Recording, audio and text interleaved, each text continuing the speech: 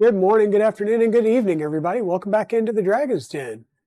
Hope everybody's doing well today. Hey, Chewy, how's it going? Down Under Maker, good morning. Shrimp Father, hey, Martin, how's it going? Pretty Heathen, hello, hello, hello. Hope you're doing well. Happy Tuesday. That is true. That is true. I was planning on streaming yesterday, but obviously I did not. I did get a lot of work done though. I was working on the Rift 600 over here and had to make some changes and do some weirdness. Basically, I was trying to reuse some older boards, an SKR version 1.3 and a SKR Mini E3 version 1.2. And I know my intro is short, Free Heathen. I know. What do you do? What is this channel about? Oh my gosh, Free Heathen. Fine. Good morning, good afternoon, and good evening, everybody. Welcome back into the Dragon's Den. My name's Digital Dragon. I'm a 3D printing variety streamer here on Twitch and YouTube. What does that mean? Well, it means we do everything from unboxings like our X1Cs to full printer builds like our Vorons over here, Rat Rigs, Black Box. We take a lot of pride in our prototyping. So we do a bunch of that up here with the box turtles and other things. So the backdrop of printer gives us a clue. Exactly, Down Under Maker. However, Free Heathen likes to rag on me about doing a full intro sometimes. So we're just playing back and forth. Oh, now you know what my show's about, Free Heathen. Same thing your show's about, chaos and mayhem, right? You're finally installing your box turtle tonight. Holy cow, really? You're going to actually install it to something? That's awesome, Zombie. Do you ever work on CNC machines or mills? Well, I've built 2 mills on the show, and I do have a Shapeoko 3XL CNC. They're out in the shed.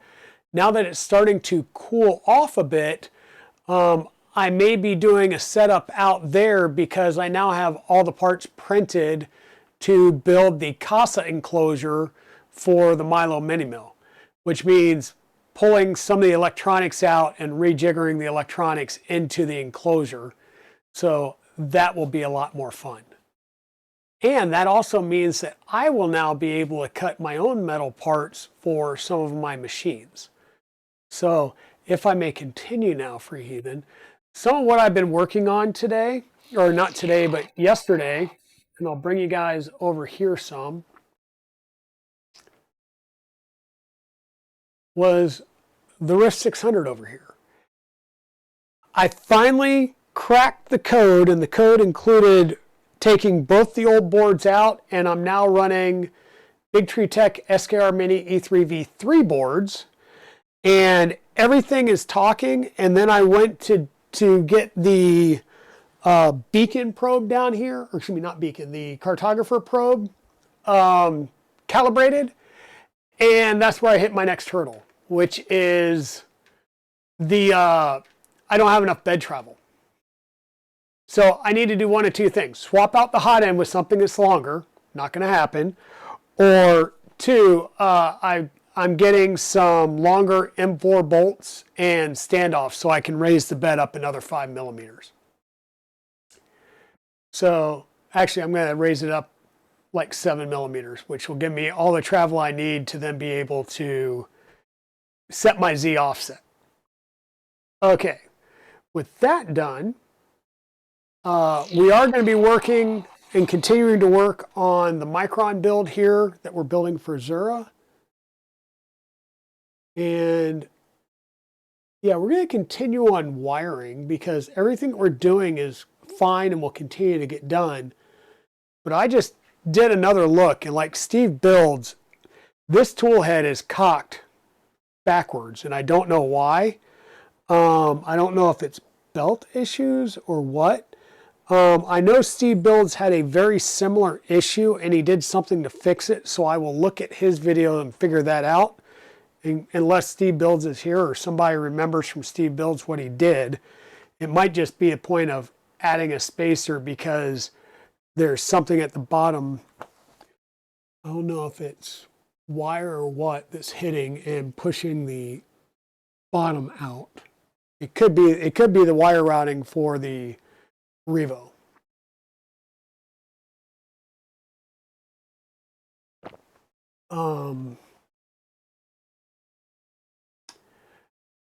Did you solve the drive issues in the Jabberwocky? What kind of drive issues were you having with the Jabberwocky, Zombie? I'll be honest, mine's assembled, but I still need to do all the wiring to the tool board and then mount it on something. Which there's going to be options here soon. So while we're chatting, and before we get on to this build here, I'm going to go ahead, move this back over here off the bench real fast. We'll have to get into some slight decision making here shortly.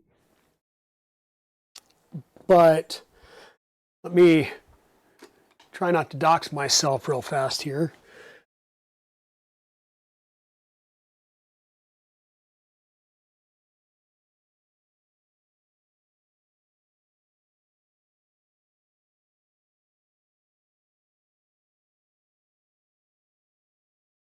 We've got boxes coming in, and I want to show off some of the stuff that I've gotten in these boxes lately. Hey, Projects in Dad's Garage, how's it going?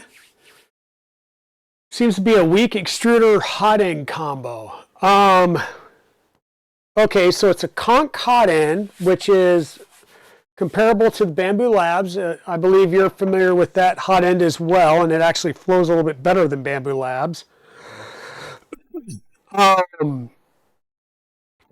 The extruder I would expect to be good, but that's weird. I'll have to look into that. Like I said, I have yet to actually install mine on anything, so I haven't seen its flow rate yet. But so real fast before we get into the build. Wow, let me back you guys out some. There we go. We'll open up a couple of boxes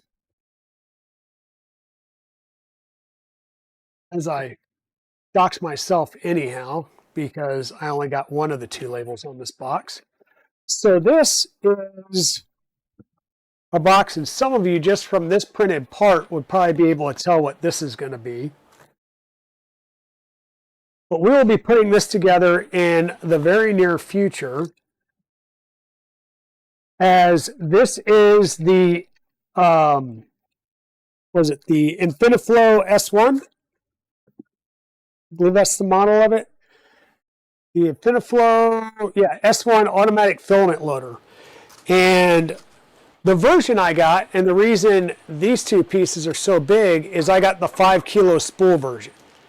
So we'll be able to roll everything from 1 to 3 to 5 kilo spools on this and keep them directly going one after the other. So that is the hype, that is the claim, and we are going to check out that claim.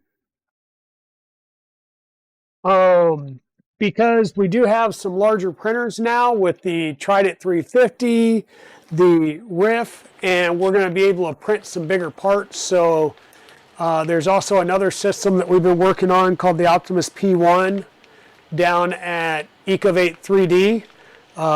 We're going to get the Blue Storm Terra, which is the Elegoo, well, it's the replacement for the Elegoo tool head on the Orange Storm Giga, and we're going to graft that onto the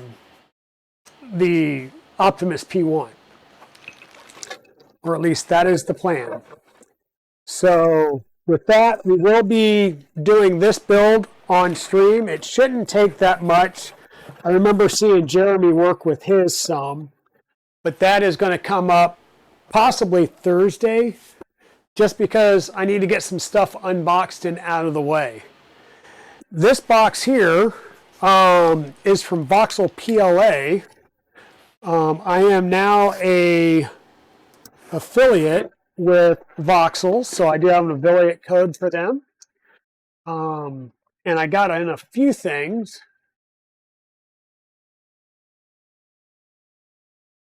Does it have a damper for the 5 kilo spools to counter the momentum? I did not see one, but we will find out. We will find out. So, a few things that I got from Voxel. I got a bunch of their filters, right? I like these filters for my bamboo better than the ones that come with bamboo. So the bamboo one is charcoal, and it's charcoal only. With these, they're charcoal and a HEPA filter, which actually, so the charcoal is getting rid of the smell, so you don't realize the amount of particulates going out into your air. The HEPA filter takes care of the VOCs that are getting out in the air and causing you problems. So I got a few more of these to go with the ones I've got. I got a few more of the standard HEPA filters because I did do a print that I'm going to try out here. This is a print that is designed to allow you to put 2 HEPA filters side by side in the back here, add some magnets, and it magnetizes to the back of your Centauri carbon. And I'm going to try this out, and if this works, then I'll print several more of these out for all of our Centauri carbons. And what it does is it will, the air that's blowing out of the exhaust will push through the HEPA filter into the chamber and work its way down and around and muffle the sound some. So this is basic muffler and air filtration all in one. So we're going to give this a shot. So I got a couple more of these. These are also the same filters that go in the bento box. So we'll be trying that out. And then, speaking of a bento box, this is actually a bento box setup. I'm not going to pull it out just yet because I'm trying to figure out what else is all in there. Yeah, I think this is the bento box setup, and I may still have to actually assemble it, but it did have the printed parts. I got it all in black, and this is going to be added to one of my machines. I know I can print it myself. It was just easier to grab it all. I do have the parts to build one myself, but I figured I was already online, might as well. And I got some Voxel PLA Pro. I know there's a lot of people that use Voxel. I know that Daniel really talks good about it. It's a pretty good price, and they've got PLA and PETG, so I figured I'd give it a try. So what I got here, this is the, where's the name on this? Is there's, okay. No name on this one that I can see. All right, but I believe this is white. I think that was a green that I got. What the hell did I get? What colors did I get? That'll help. Hey, Blue Chocolate Bro, how's it going?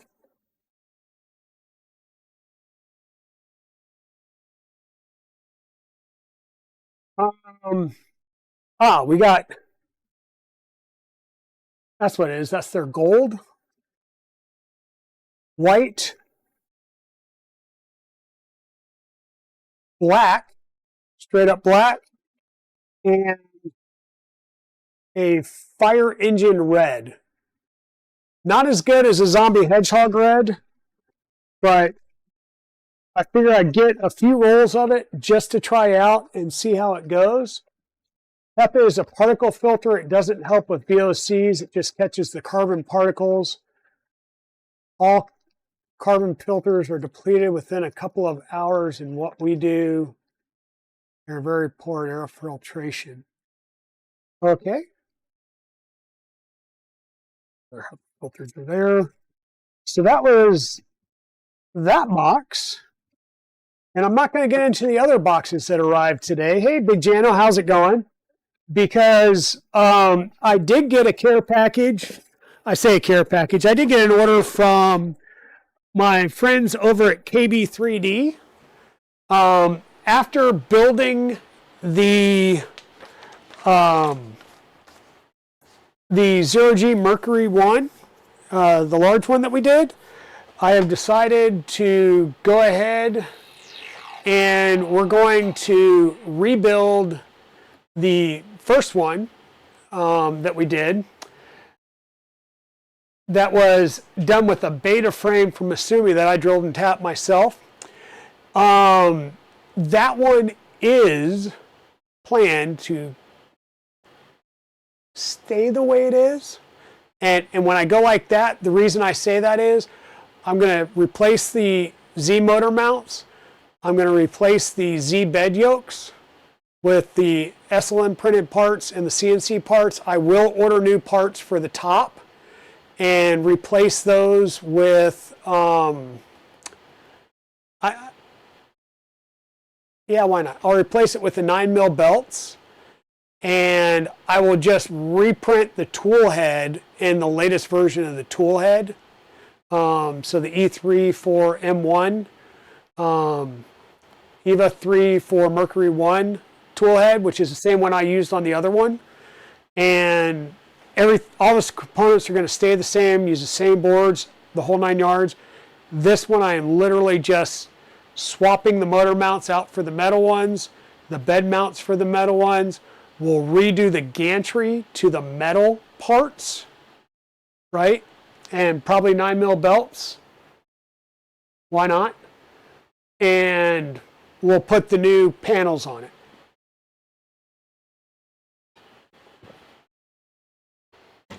So yeah, that's the plan there. Once again, we did get the stealth changer kit in.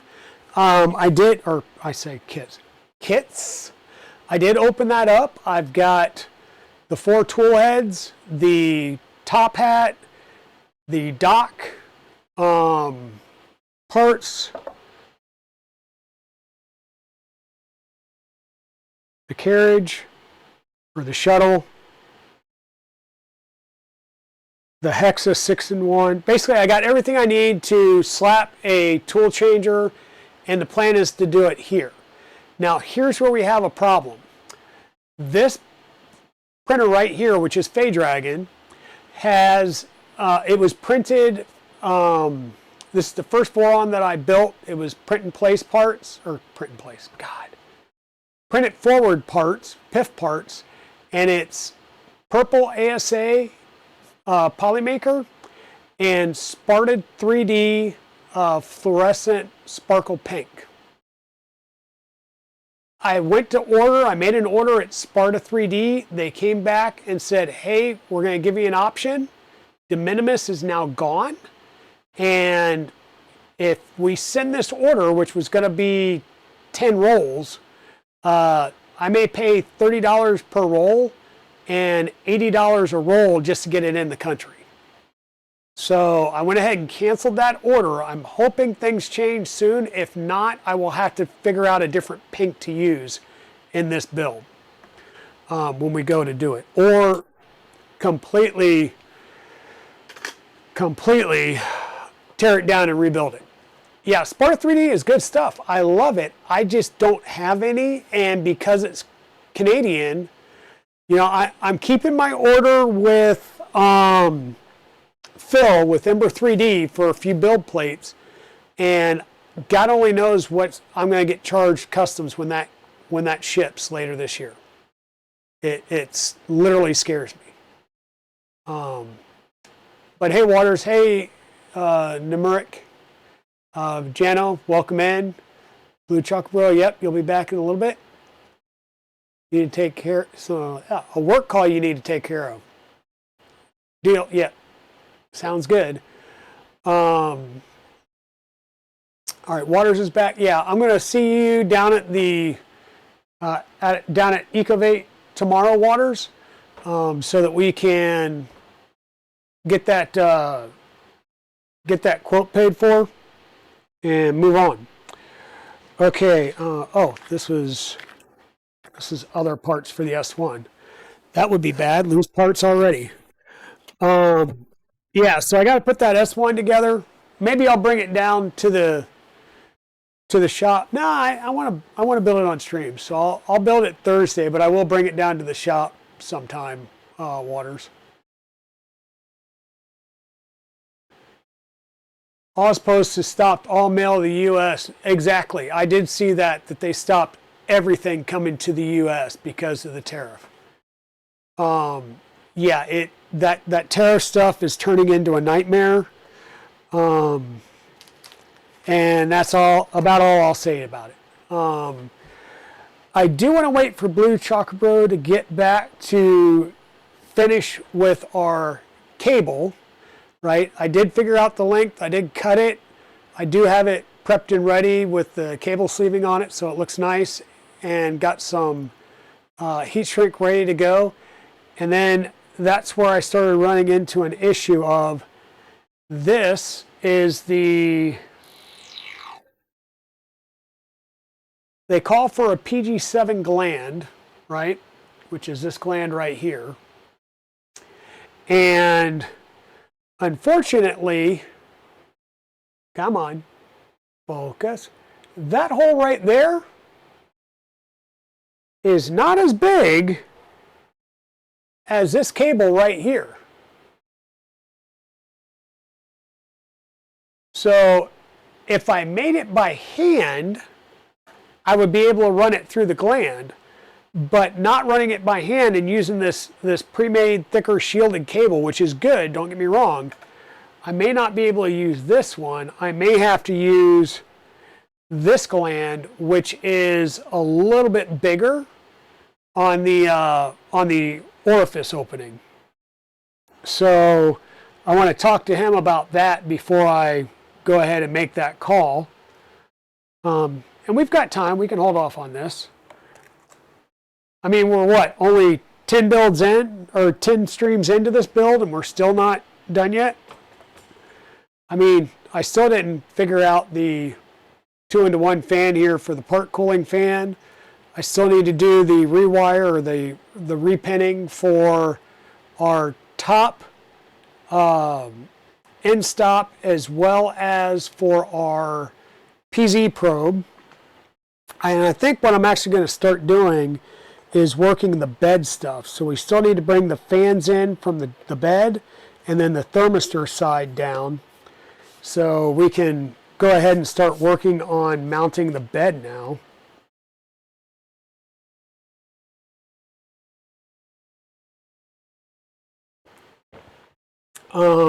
And what we're going to need to do is extend wires for these fans. We're going to have a couple of different types of fans.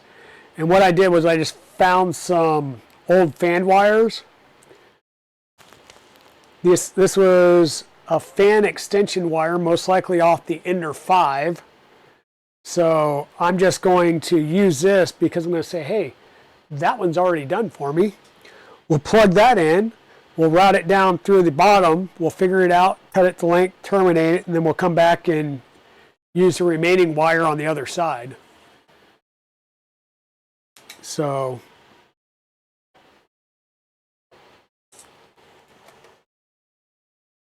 because why not? Actually, let me see where we're going to here first.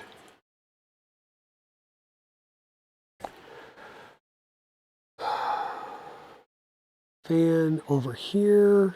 That's going there. That's going there. We're going to route this up right along here. And this one is going to be the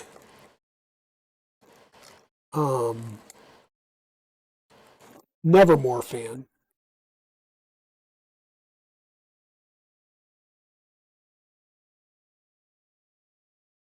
So all I did was just bring that in through the underneath. We'll bring this around and we're going to go to one of our fans over here, and I will run it underneath the power supply because I can, and it keeps it out of the viewway. Should probably run that under now.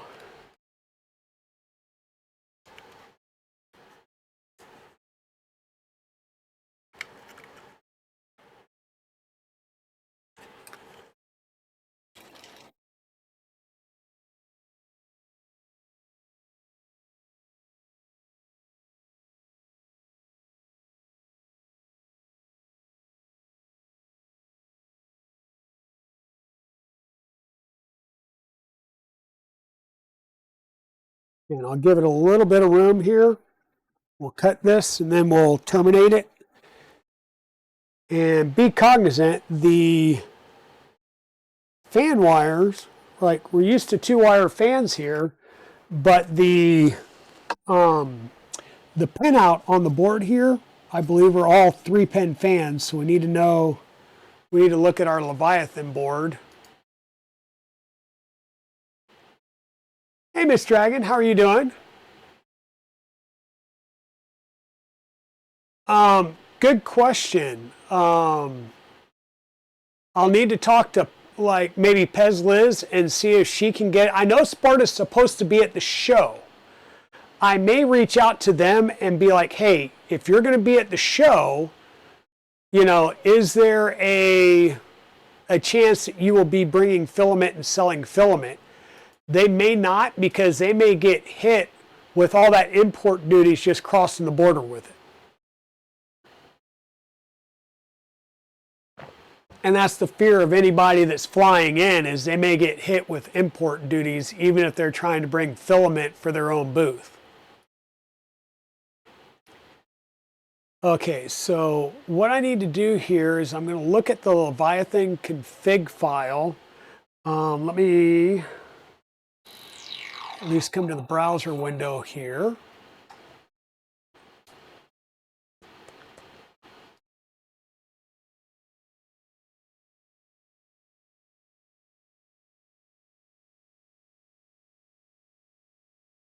And we'll bring that over here because 1, it covers up the window some, and 2, you don't want to see my face the whole time.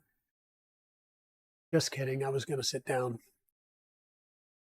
Because we're going to get out our crimping tools.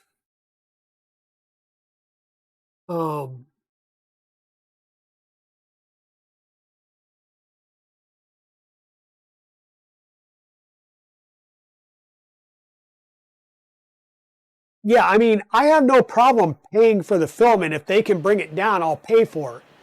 Now, what I was going to look at was I need that fluorescent pink to do, and I don't know if I need 1 or 2 rolls.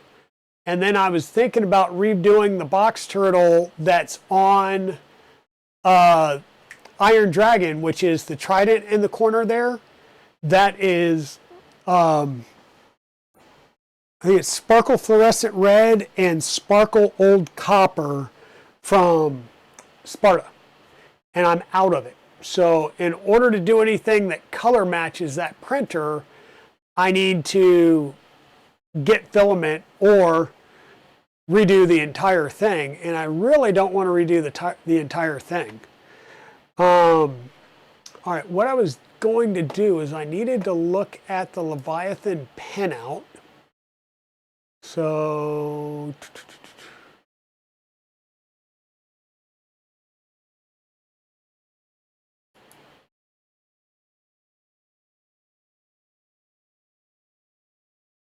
do I have the Leviathan wristwatch to that? I may not have downloaded the Leviathan manual, which doesn't make sense. Give me 1 second.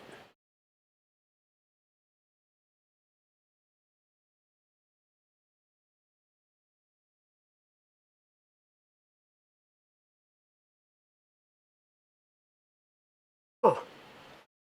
Well, we need to fix that.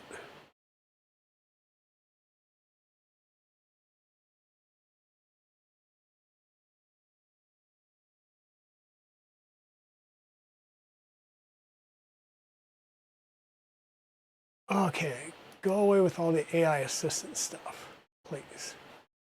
Let me, oh, no.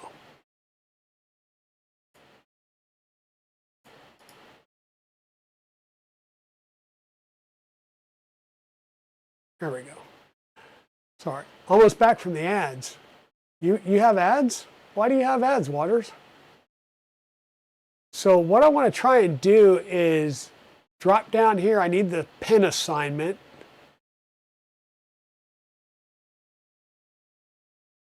So there's probe, fan 0, fan 1, fan 2, and fan 3. Using passive tool head boards, check the 24-volt supply. Yep. And we just need to make sure that it's jumpered in the right way.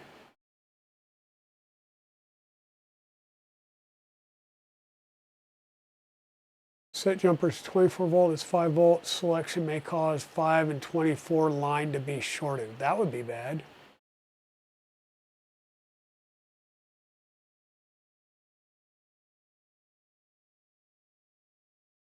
Okay. All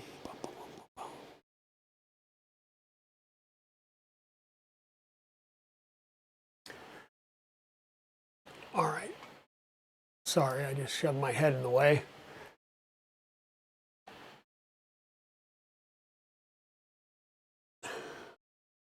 Okay, Z probe and then 3 fans. So Z probe is at the bottom, and then we have, so Z probe and then 1, 2, 3, 4 fans. And is it not telling me yet? Okay, power ground and signal. So the signal would be the tachos, so we just do the power and the ground going into those 4. And 24 volt is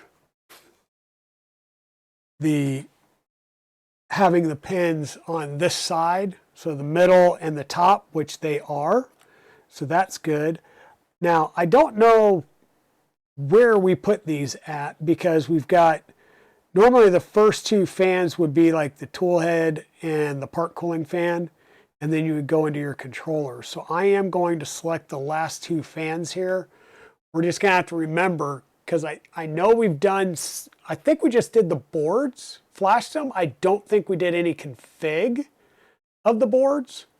So we just have to remember that we did the 2 fans down here, and we're going to do the filter in so the Nevermore filter is going to go into fan 3, and then the last fan is going to be the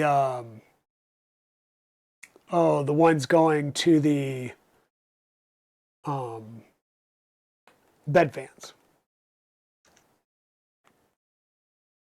And that leaves the other 2 to be used for the controller.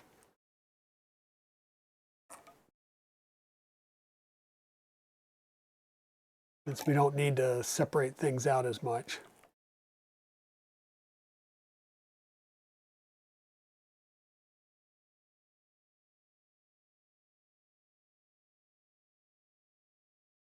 You're excited to see it when I do bring, oh, the S1?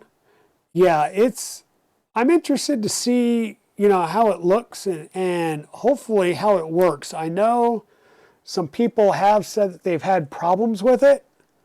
We're going to see. There was a specific customer that Ecovate had that was interested in whether or not they can use it with 10 kilogram spools.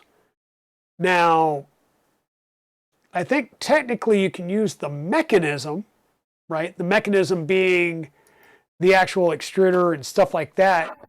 It's potentially whether or not you just have to create the wider base for the spool, but you also get into, can it pull the weight of of that, right?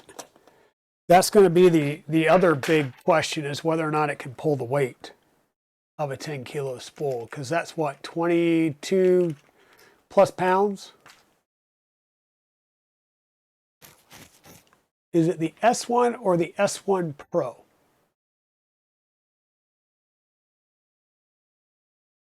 Yeah, it's the infinity spool. And I do have the filament cutter option on it.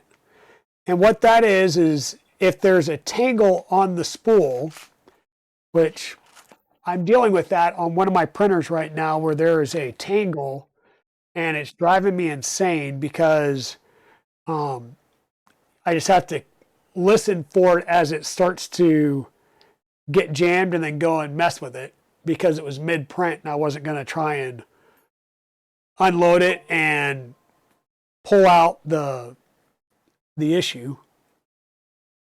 Okay, so let's not lose this. Ah, crud. Not lose the wire back there like I just did. There we go. Okay. And we've got black, excuse me, red, which is power, is going to be on the top in this view. So it's going to be at the top of the connector, and you got to look at the connector to figure out how the connector goes in. So looking at the connector from the little, I don't know, the little locking clips on the front, it's going to be on the left side. So let's get our crimp ready to go. Round it out to 25. Yeah, and then the big question is does the extruder have the oomph to actually pull that much weight? Because that's a question that we don't know the answer to either right now.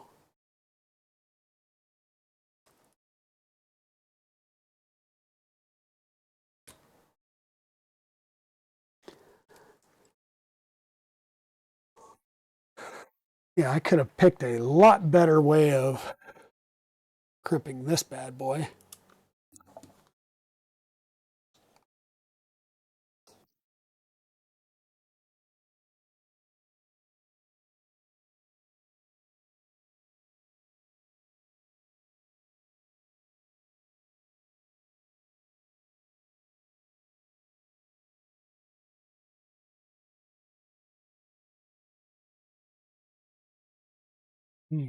Once again, this is going to go in this way, and this goes into that first one. And then this is going to go into the second side. Or, yeah, into the middle. Ground is in the middle.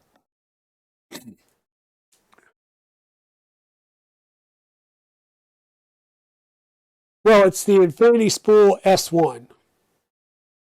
That is the name of the item, is the Infinity Spool S1.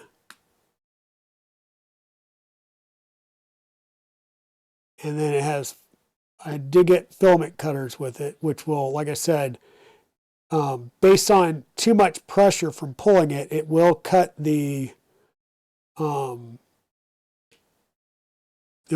filament if there's too much pressure being pushed on it from the all right, so the third one is the filter.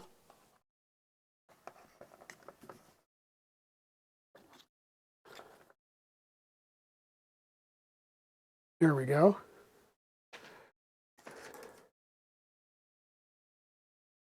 And then the fourth one here, and I'm going to do this side first and then route it up and over, will be the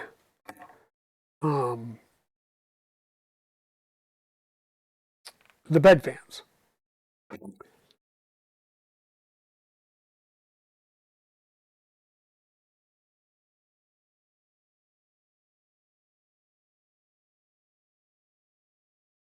Some of you might say, well, why don't you just connect them together? You wouldn't have the bed fans on unless you need the filtration on. True. Because if you're doing PLA, do you really want to waste time putting bed fans on?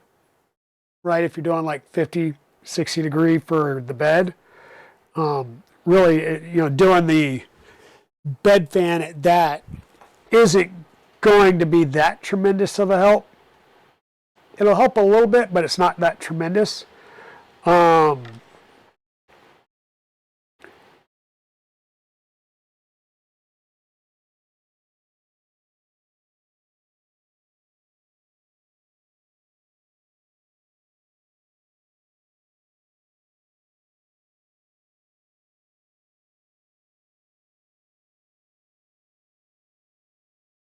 Would you?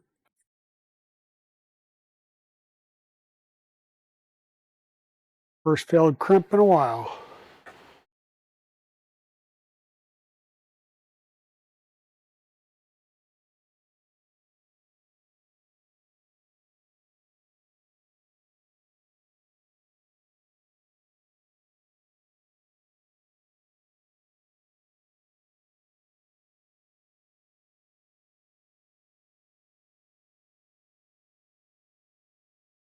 And this is going to be, I'm going to need a 3-way and a 2-way. So we'll grab a 3-way and a 2-way.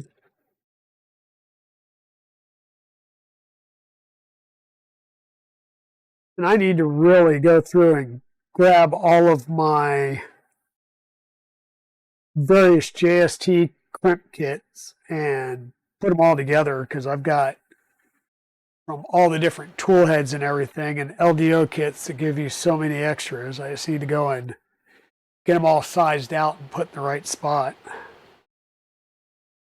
Consolidate the number of JST box connector boxes I have laying around.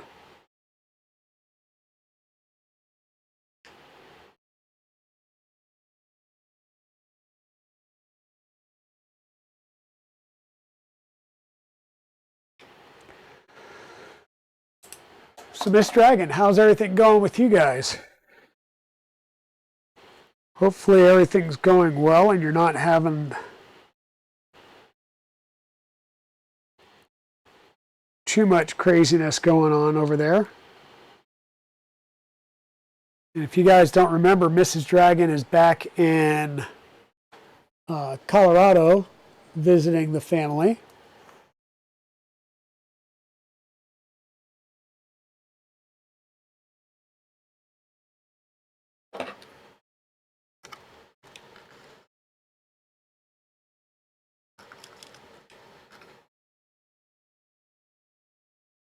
There we go. There's connector.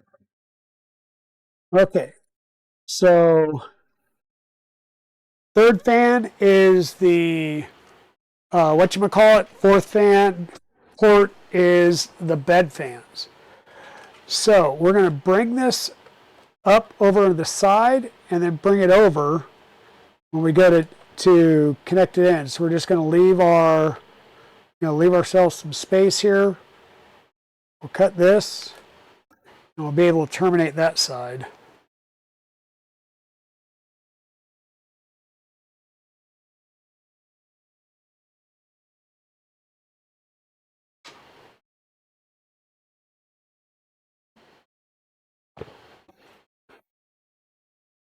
Eight training? You have training? What are you training for?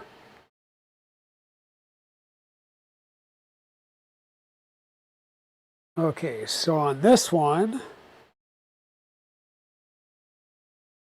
okay, so I want to do the connectors this direction.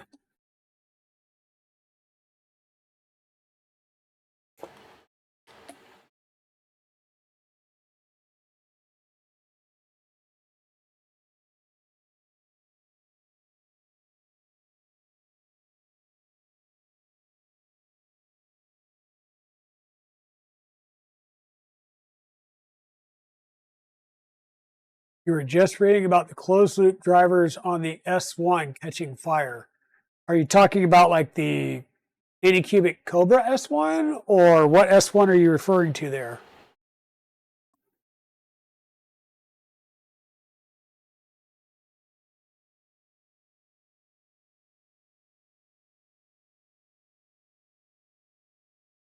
Because inquiring minds want to know if there's if the Anycubic Cobra S1 motors are catching on fire. I need to know about that, and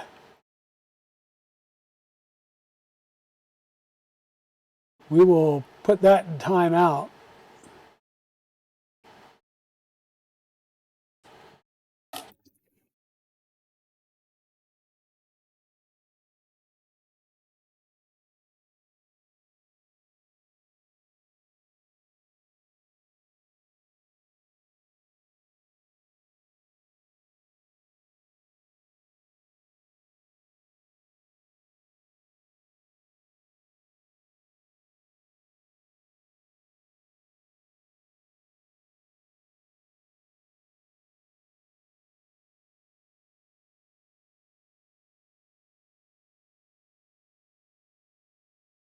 Yeah, we've got our Stealth Changer kit, we've got our Ender 3 NG kit and donor. So we've got a couple more builds for the channel. We're going to have another, we'll say, semi-revival with the other 0G basically just getting a slight refresh, right? Nothing major, just a slight little cosmetic refresh. If we reprint parts, because what's I got to double check. I know that was I'll have to double check my notes on what the colors were. It's a gray, and I believe it is a Polymaker gray and a fluorescent blue, which may be a Sparta color as well.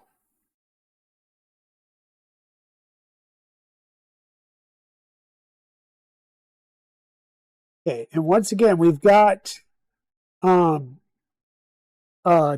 tie down right here in the middle that we're going to use.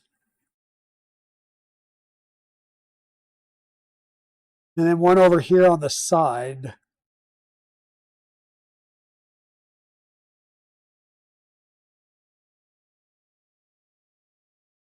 Now, I am not going to crank down like crazy on this because you want to be able to snip the wire off or the cable off if you ever have to repair a wire or replace a fan. And if you crimp it down on there way too tight, you may accidentally cut a wire to one of your fans when you're trying to get in there and get the zip tie out. And we don't really want to do that. So, okay, what else? This one, we're going to have one more wire that we need to put in here, and that's going to be the thermistor wire. Now, we have two options. When we cut the bed wires shorter, we can, of course, use that leftover cable, or we could go ahead. I thought it's like I thought I had pulled it out. Yes, I did. I pulled it up onto the top when I was reorganizing things in the bin yesterday. Similar to what we did on our 0G, the Honey Badger bed comes with the cable sleeved all the way down, right? So we're going to need to pull this sleeving off in order to do our bed wiring. And our bed wiring, the bed will mount somewhere, probably like around there. And all of our bed wiring is going to go underneath here. So since we only have three, a ground, a live, and a neutral, or ground, neutral, live, that means we will have to do our connections for our live here, and we're also going to have to put in a ground onto the bed. So let's kind of work through this. We'll cut the black sleeving off.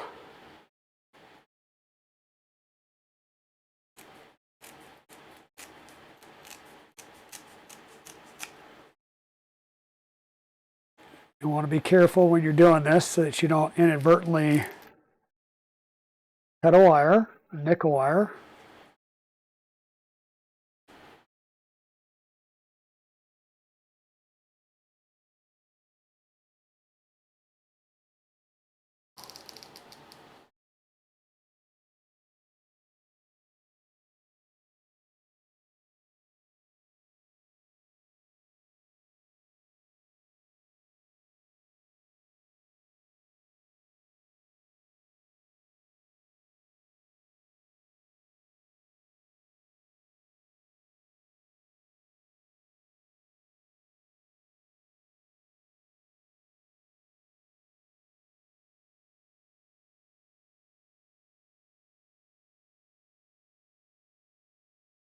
And for this application, we pretty much need to pull this entire black sleeving off and get back to the very ends of the wires.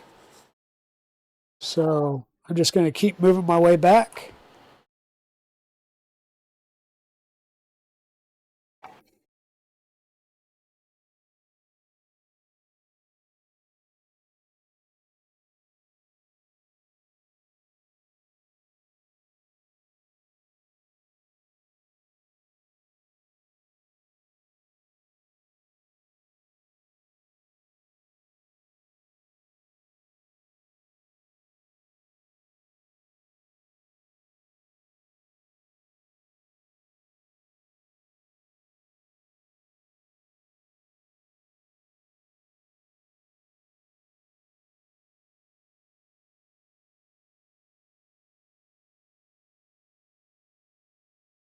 All right, so there we go. We've got all of our wire back. So that black sleeving is all pulled off. And once again, we're going to need a little bit of wire here to be able to plug in. And I'm going to look at this. We'll guesstimate about how much wire we'll need. I can always make it shorter. Same thing here. We're going to have some wire to play with. But the rest of this is going to be excess. So I'm going to just several inches here that we can work with. And we'll cut this off. That way I don't need to deal with stuff banging around at my feet the whole day. That also gives us a terminated cable here that we can use for our thermistor input. So real fast, we'll move that bed back down onto the chair there. We'll lay this back down and we'll need to bring our thermistor cable under, through, and around. And where is the thermistor here? LED strip, Z-probe, fans, thermistors. Thermistors are right next to the fans. That's easy. And there are 4 of them. Awesome.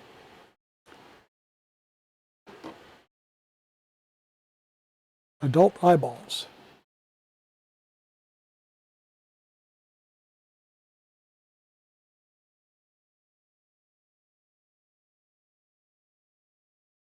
Okay, thermistor 0, thermistor 1.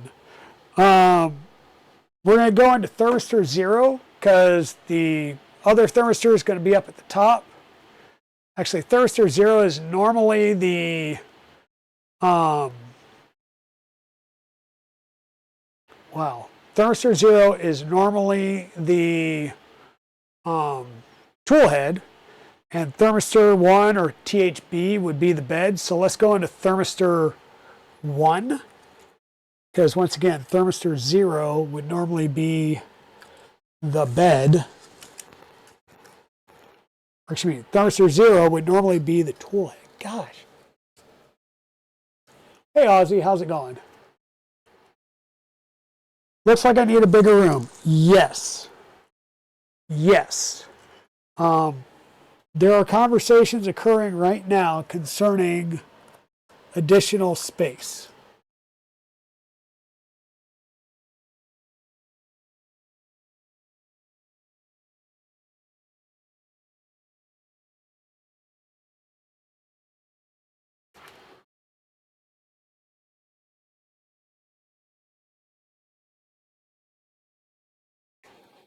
All right, so I just pulled this back some and hopefully did not just cut that way too short. PTFE, you could always slip on it. And the good news is I got plenty of extra if I need to just cut a new length. Oh, would you stop that?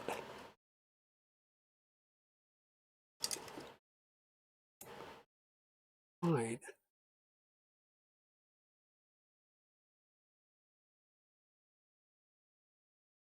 Well, we should be fine. I'm just going to pull that back out. We'll terminate this and then we'll redo it.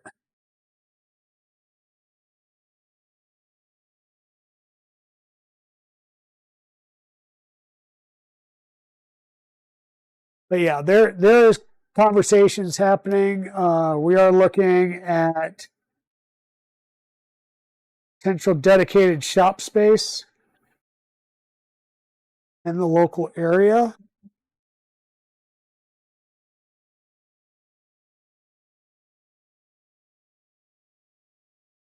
Not necessarily,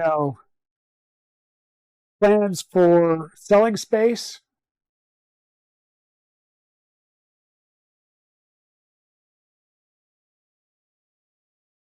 Not necessarily plans for selling space, but we at least need workspace to start with. Um, if it has the ability to provision for some retail space, then we will. The plan is get some place we can move some of the printers and some of the work associated with said printers, and then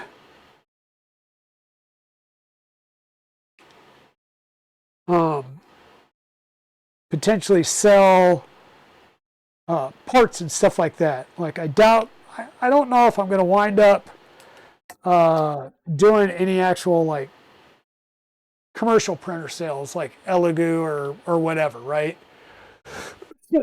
I think my niche is building bronze and other types of printers as well as maintaining them and spare parts for such,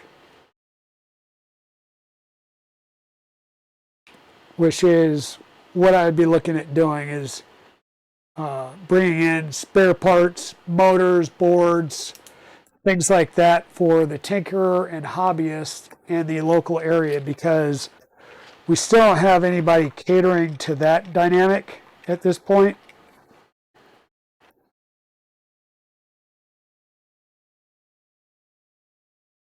So,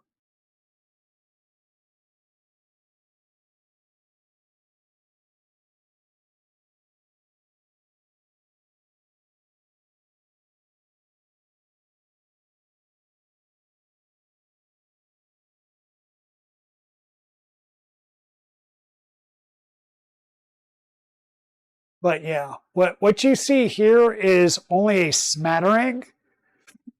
I've got, let's see, 1, 2, 3, 4, 5, 6, 7, 8, 8 printers built and functioning downstairs. And like I said, I've got the Enderwire kit downstairs with its donor printer, a CR10 V3 downstairs that is going to get a ProPrint system added to it. Yeah, I've got printers. I've got printers. So some of them will stay here. Some of them will go down to the workspace once that is established. And yeah. All right, what is going on there?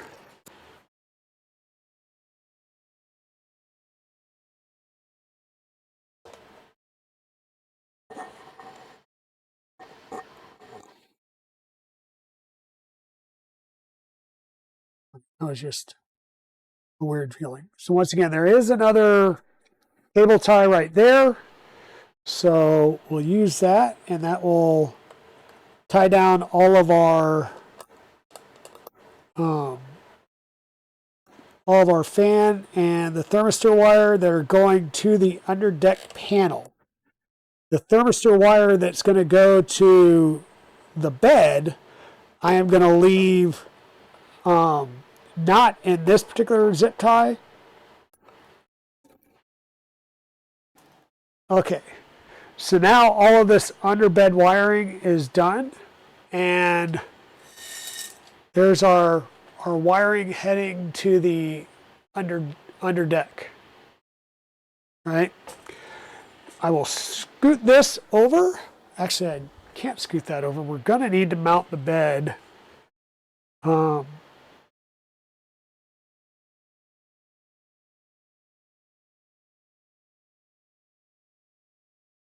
Negative.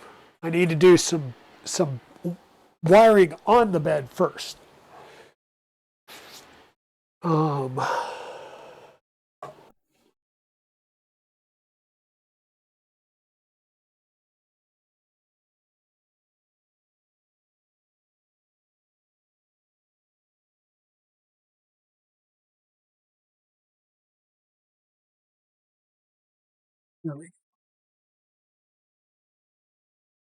Nathan Builds Things, how's it going? So one of these legs is going to be coming in with the load, and then going through our thermistor through our thermostat or fuse, and we're going to join these two together right here, and we'll be able to just kind of peel them out, lay it up here. And I want to do it with enough leg room so that when these fail, because they will fail over time, so many heat and cool, heat and cool, heat and cool, they will fail, or you can pop them just going way over the rated temp. I would like to have the ability for Zura to be able to take this off and have plenty of wire length left over to actually replace this, right? So we're going to go ahead and remove this.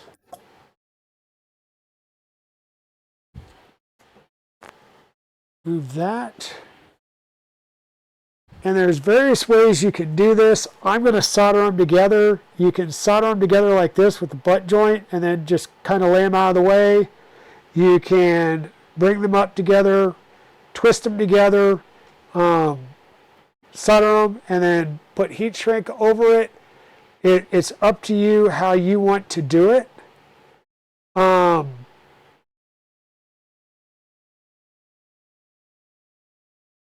I could just do one of my little, whatchamacallit. That's probably the easiest way. Though I don't think that one is big enough to go over.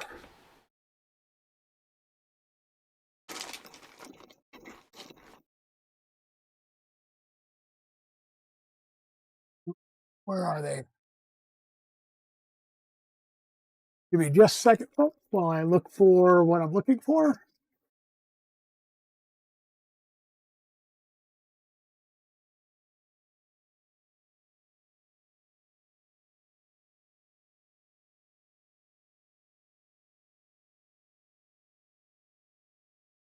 Huh.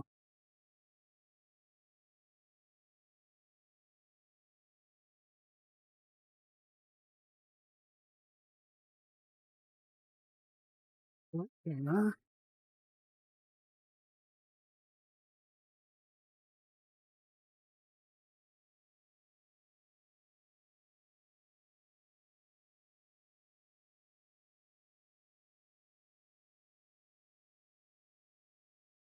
Oh, alrighty then. Apparently I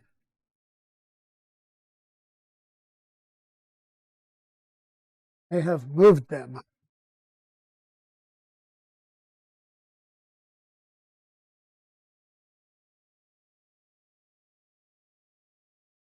Anybody else move stuff around their workshop and then have no clue where they moved it to?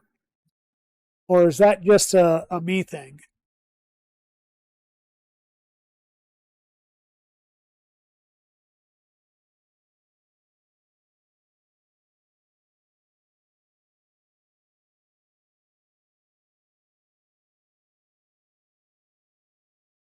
Yeah, because those are going to be too small to go over them. I need the larger heat shrink connectors if I'm going to do that, and I don't see them, so we're we're going to do it the old school way then. Just solder those two together, heat shrink.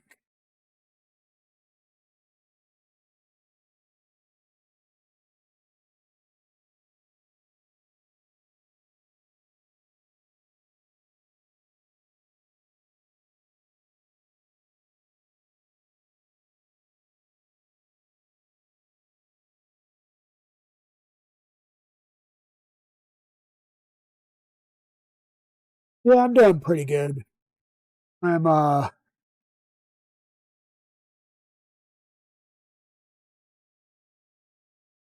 just working through this a little bit at a time here. So as I mentioned before, this is a build for our good friend Zura, and he has been kind enough to trust me with his build. And so I'm trying to do right by him and do some good, decent wiring.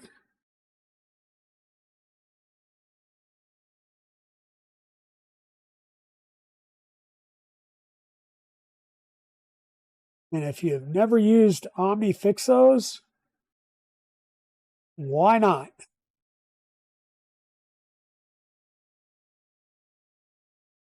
Why not?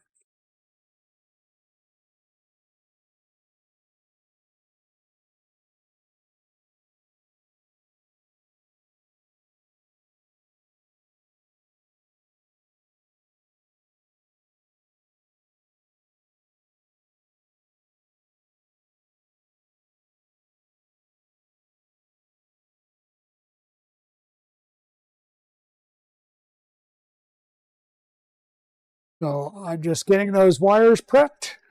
We'll go ahead and bring in our soldering iron. I run my soldering iron at 300. You could probably go even higher, but 300 seems to work pretty well for most stuff.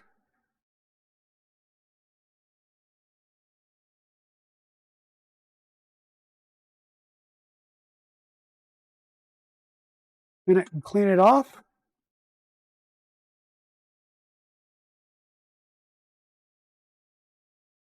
Heat up our wires.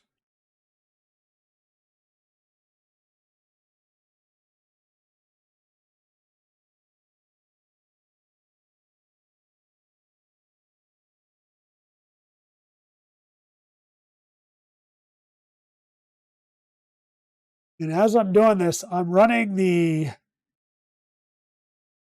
um, I'm running the solder onto the wire, not trying not to touch the tip, because yeah, the tip should always melt the solder.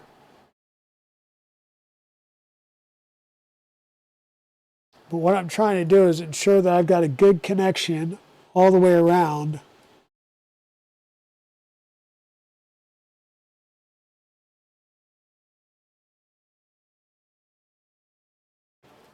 All the way around and through.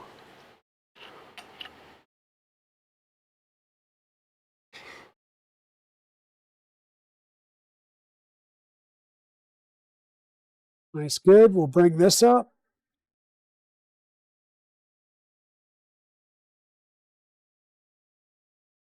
And we'll heat shrink that.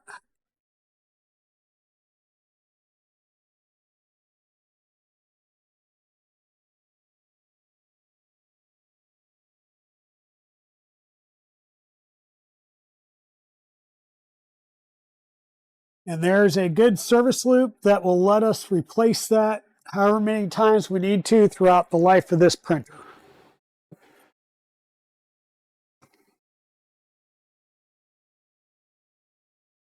And once again, it's not this size that I'm worried about because we're going to be replacing this fuse. It's the ability to cut this and have working length on this piece throughout the life of the printer.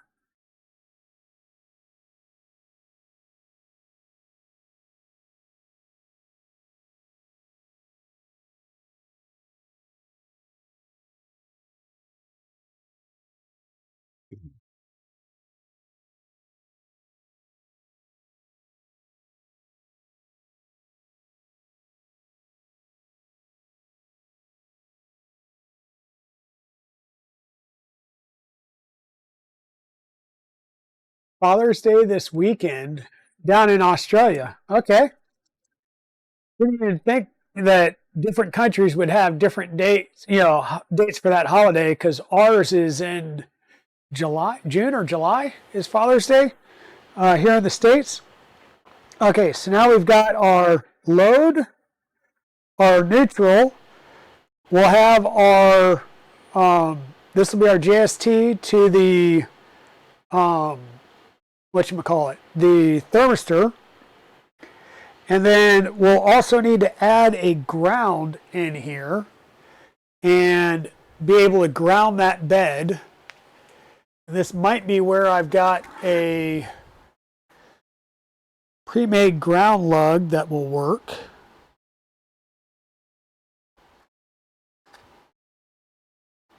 And be long enough.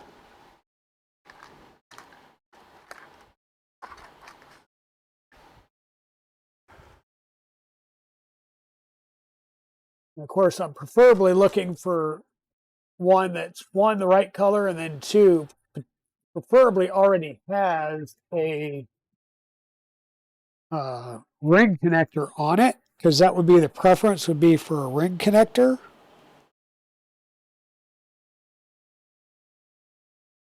And I am not finding one that has a ring connector already on it. So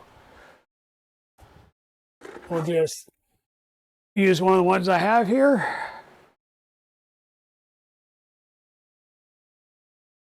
Decently long enough. We'll need to put a ring connector on it, or not. Well, yeah. A connector of some sort. Could be a ring connector, could be a forked connector. Just depends on what sizes I have.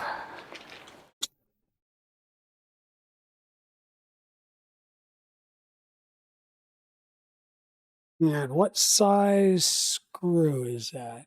Is that an M3? Actually, lay that. Those two are, these are the mounting holes. There is not a ground lug on this.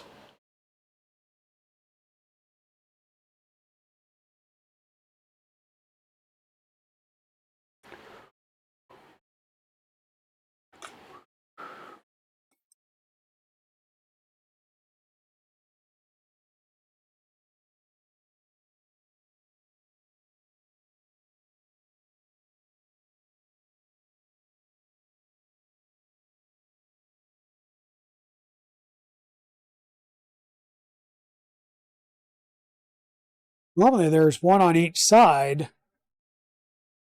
So we can still ground this. We'll just ground it underneath our, or above our thermistor. We'll include that. How are we going to do that? Because I don't want to go into a bed mount because that will make one bed mount different than the others.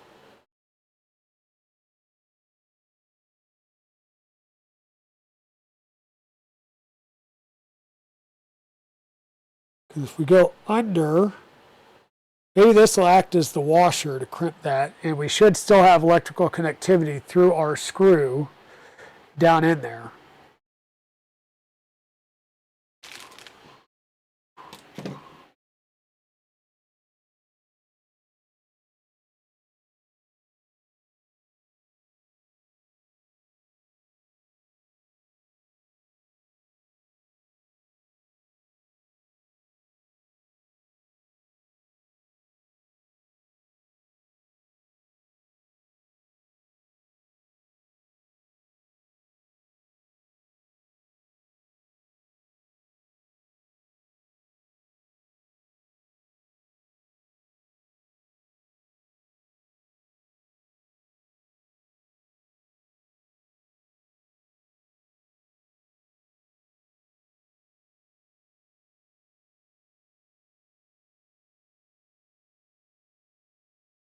the old tug to make sure it's good there.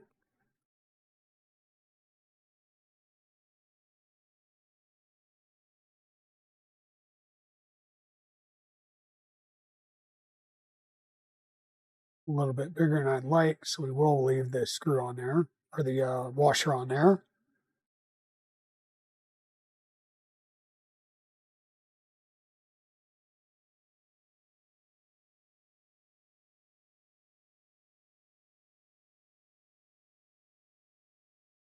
And when you put this down on there, do not crank the Ugga Duggas and crank it to the fences, okay? If you do, you can crack the ceramic thermistor. You want it snug, that's it. Okay. And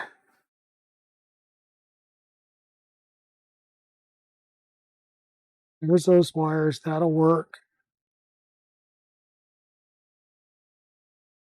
All right.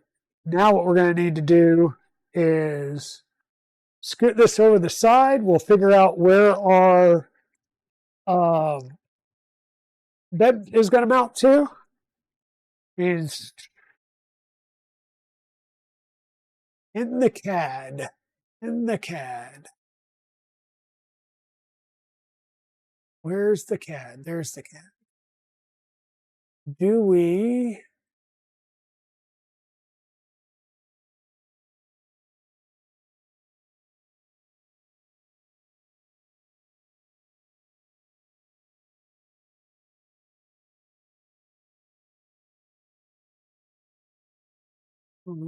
Bed thing.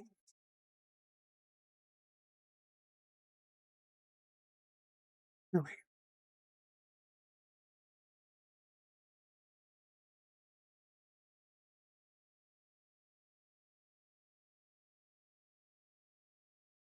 That's interesting. That's kind of looking like... Sorry. Let me pull up the CAD here. But yeah, I'm glad you're getting an Omni Fixo. Those things, it's I've loved it ever since I got my hands on it. This is interesting. This looks like it's using a M3 by 8mm standoff for the bed. That is interesting.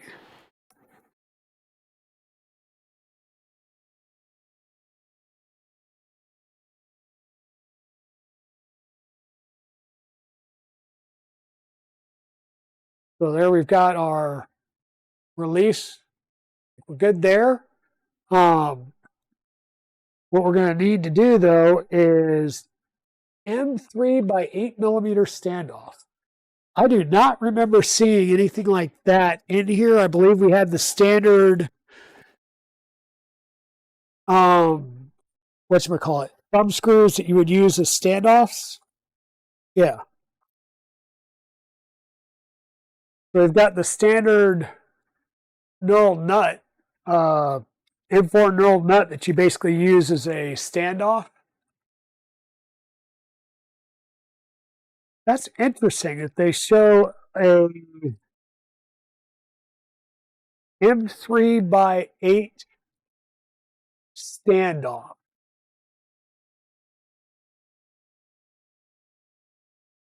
Well, give me 1 second.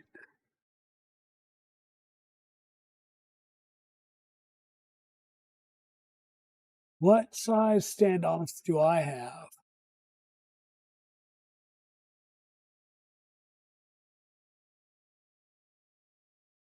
I thought I had some actual M3 by 8 standoffs over here.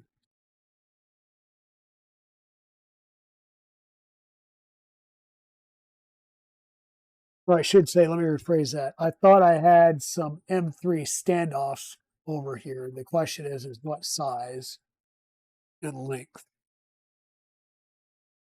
No, these are like M2 standoffs.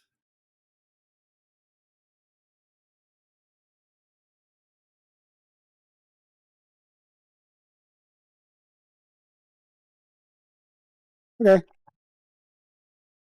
No worries. It just means that we go back and we'll do our conventional way. Now, what I was going to try and do was see if I could figure out the length here. So measure between here and there. And that's going to give me a diagonal, not a straight, isn't it?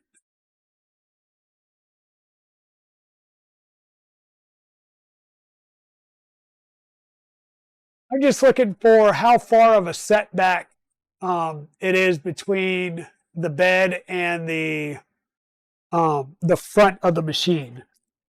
And looking at the CAD shows them using M3 standoffs, 8mm long M3 standoffs. And of course, we've got the standard M4 knurled nuts that would be used for the spacing that we normally use. So, and in that case, we go through the bed, through that, all the way down. So we're going to need probably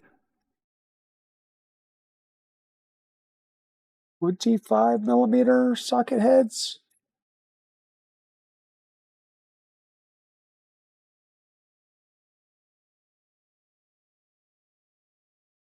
Maybe 20s, we'll see.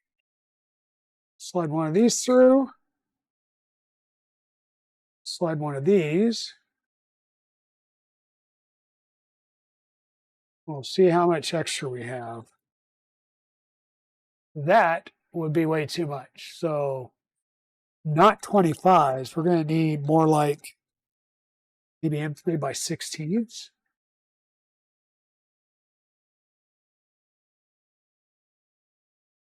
Because I'm pretty sure we're going off script here. That's why I'm like off script from the CAD.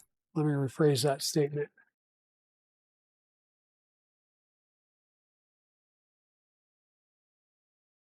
So projects. The individual I was trying to get you in touch with never reached out to you, did they?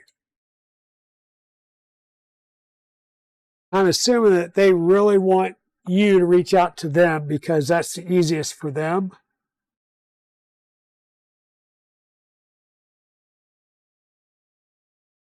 All right, 16 is not going to leave me with enough thread for proper engagement. So we're going to need an M3 by 18, which we do not have here, but I've got plenty of, so that's no big deal.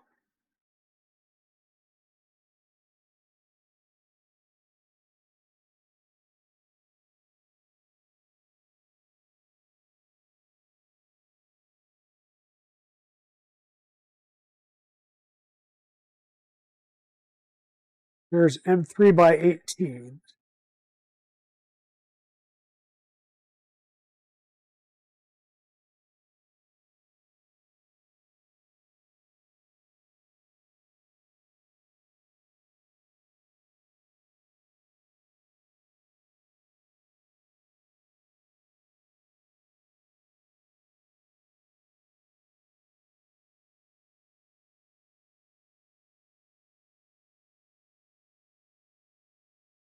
Hide that.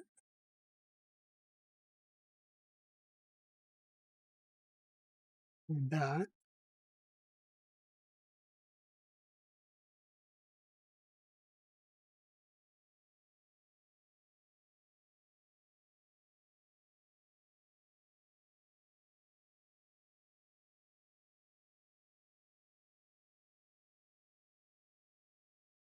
What's that here?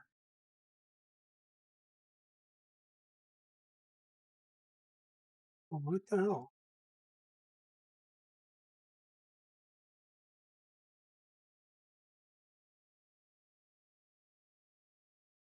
So you're not showing me any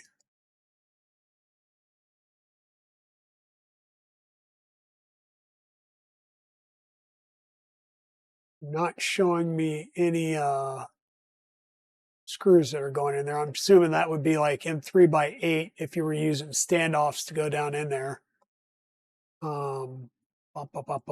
Okay. We need to get our printer up here. And we're going to need to put in some bolts because I took the bolts out.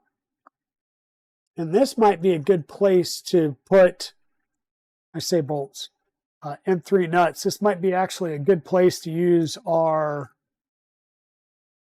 go in and stay in place nuts so that we can get those laid out there. So let me grab a couple of those. I think I have a few of those still out here. Doesn't matter the size of these ones.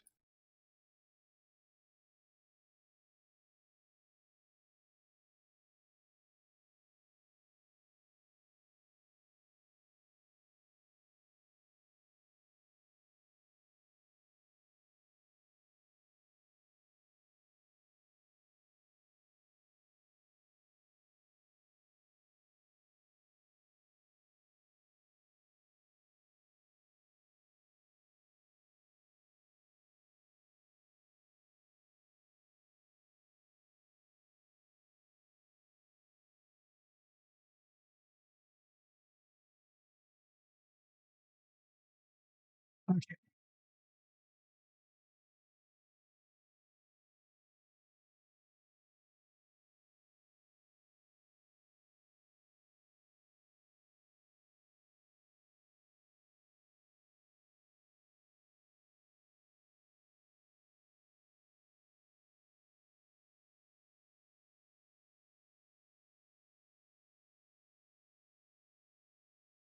Okay. There's two. That'll get us started. Now, what I'm going to do is try and get the first two started, and then we'll push it back. We'll get the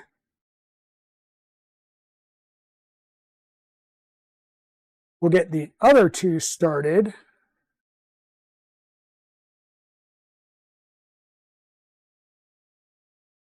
Or on here, and then we can push that back.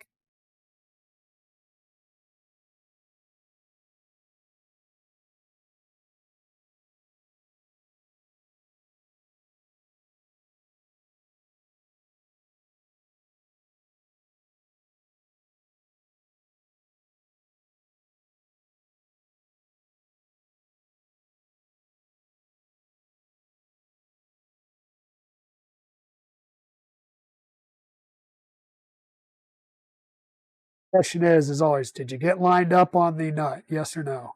Okay, that one's lined up. This one lined up. Yes. 2 for 2 there.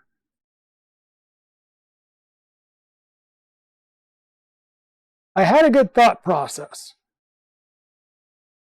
And it's going to bite me because I now have 2 wires that are going to be in the way that I'm not going to be able to do this. So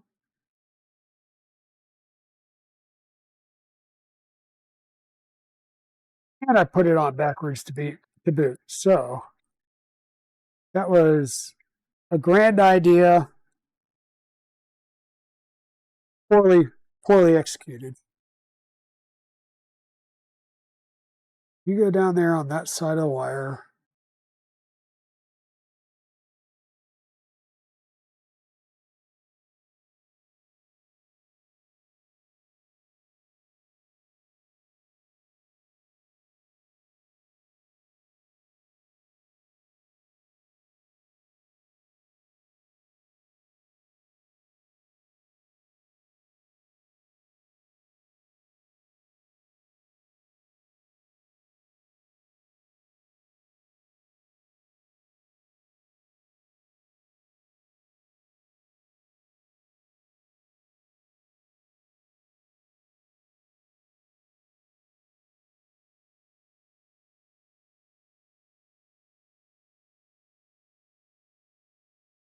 Just drop the kids at daycare. You might go to sleep.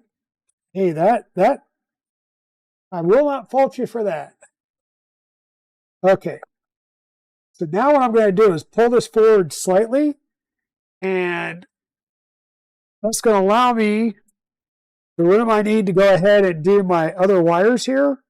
So we'll go ahead and get these other wires done up and in place. So we'll have our ground.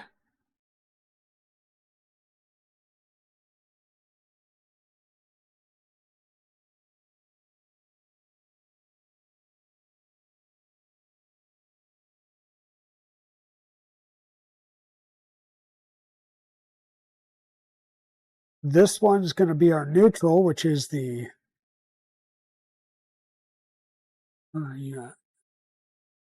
the second wire there.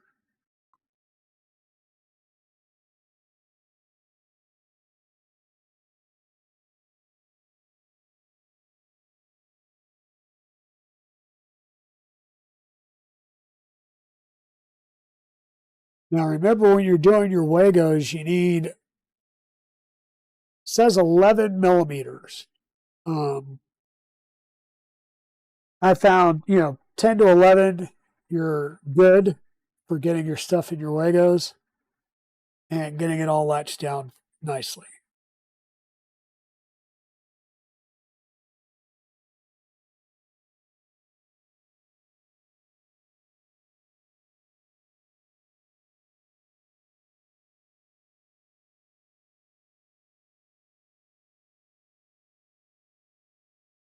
Well, that was good.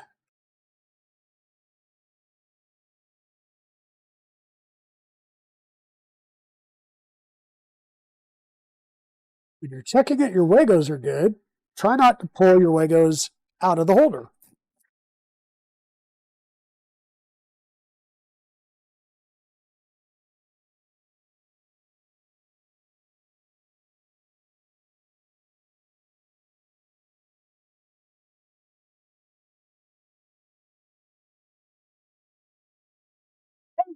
Liz, how are you doing, Liz?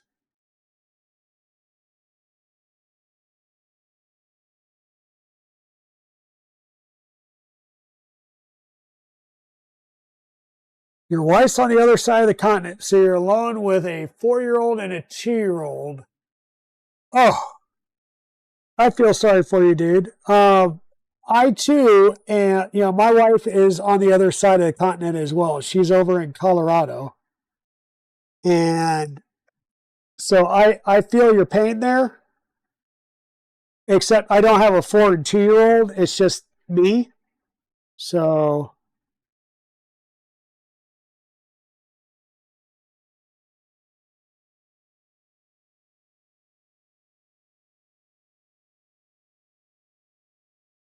I mean, I do have an evil diesel, but he's normally pretty good.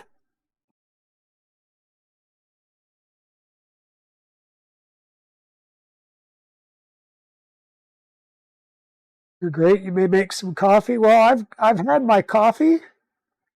Um, Pretty sure. Yep, coffee's done. We're gonna switch some things up.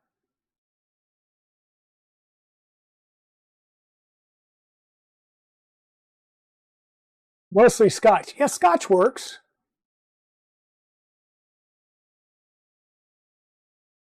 I'm harder to handle. So, Liz, question for you. Um, do you know if you would be able to bring filament across the border with you, or do you think you'll get stopped and have to turn it over? I need some Sparta 3D filament. You are able to. Okay. So if I asked you politely, because I had ordered some Sparta 3D, and they basically said de minimis is out. So if they ship it, I'm going to incur a ton of duty fees on it. And I would prefer not to pay more in duty fees than the filament price. open the boxes so it's used. There you go. Oh, I'm fine with that.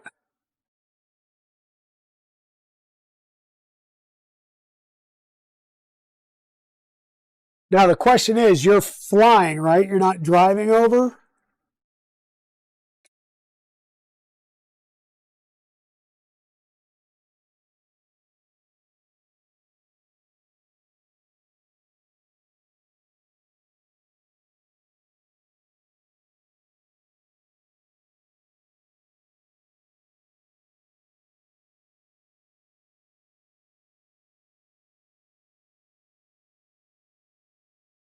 Okay. Yes. If you could, I will, you can do a favor. Thank you, Liz. I will reach out to you on Discord after this.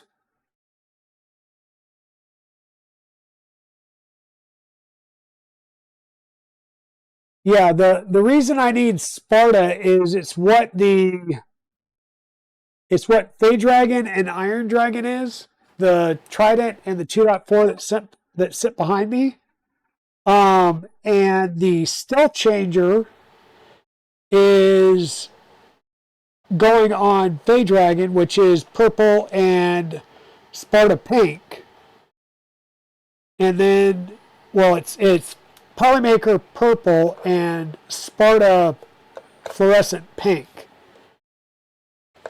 All right, what are you? There we go. It's like, what are you catching on? Stop catching on things. Um, the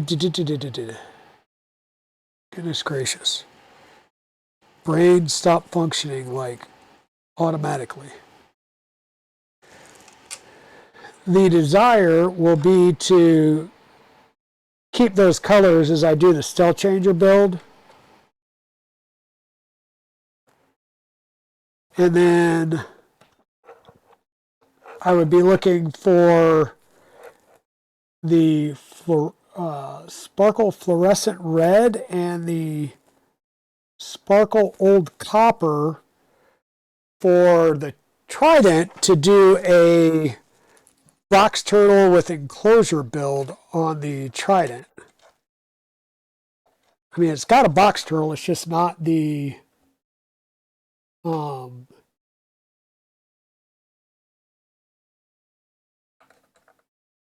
it's not an enclosure, and I want to add the enclosure to it.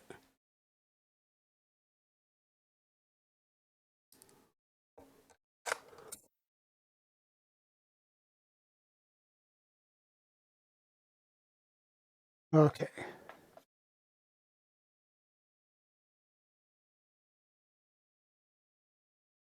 All right, so we're getting things pushed back.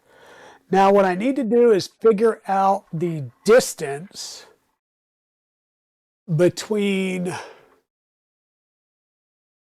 the kind of like the screw here and the front, or if I can at least figure out the difference from that screw. Um, Hide that.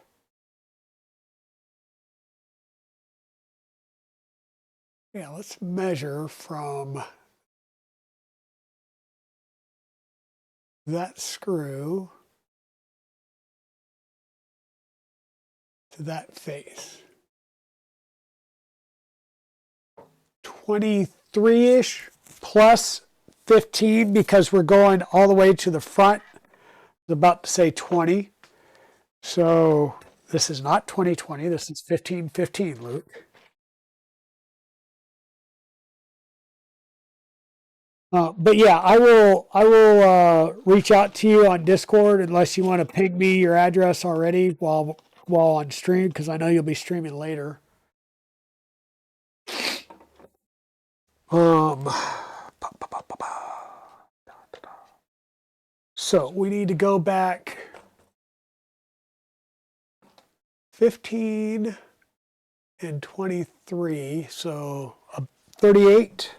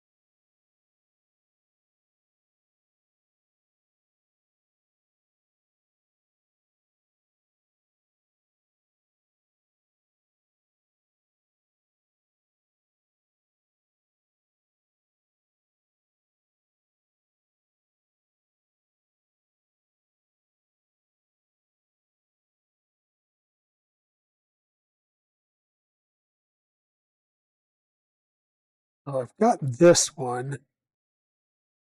I'm going to try and lock that one down, and that way I can push or pull on this one without pulling both sides.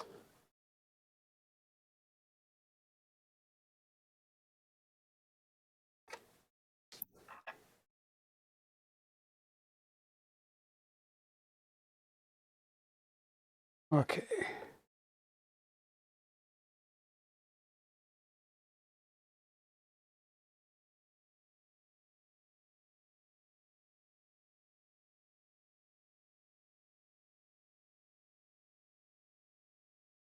Yep, that looks like we're going to be good. The bed's there. There is provisions for M3 screws at the back here.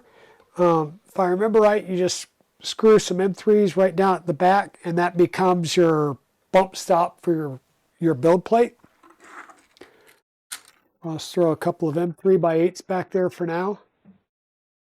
All right, thank you, Liz.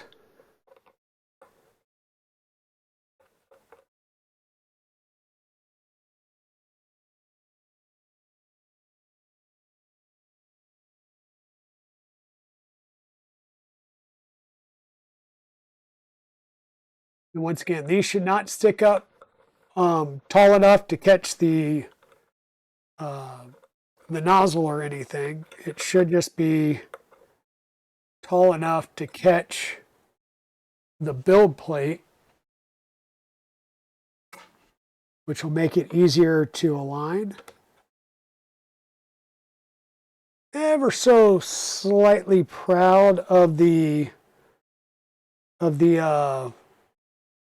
material, but that's fine. You're never going all the way that far anyhow.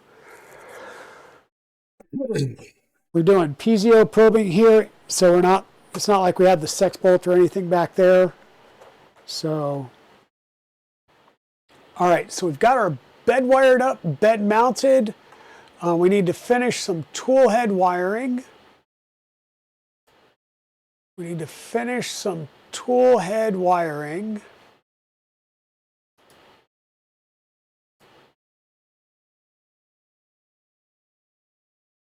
And where did it want us to go?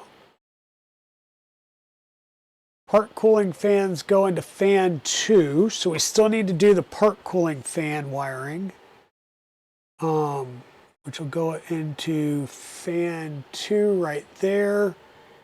And these are these the standard connectors or the smaller connectors? These are standard, okay.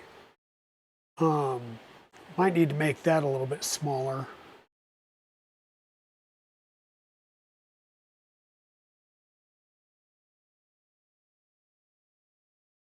And these, just based on where they're at and the proximity to everything else, I will probably use the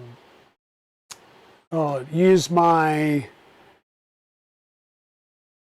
heat shrink connectors right here.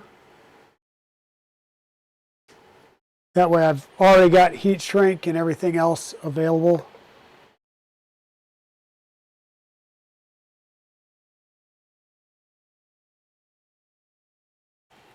Bum, bum, bum, bum, bum, bum, bum, bum, bum.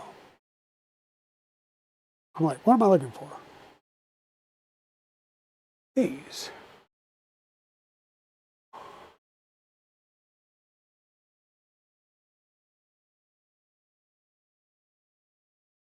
Wow, this is going to be fun.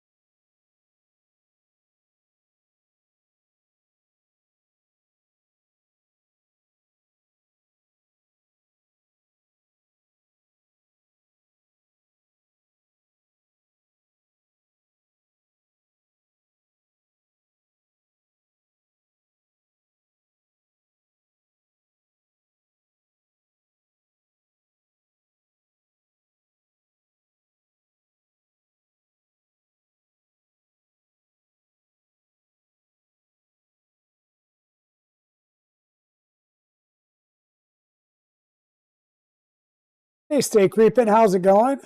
Welcome on in. Hope you're doing well today.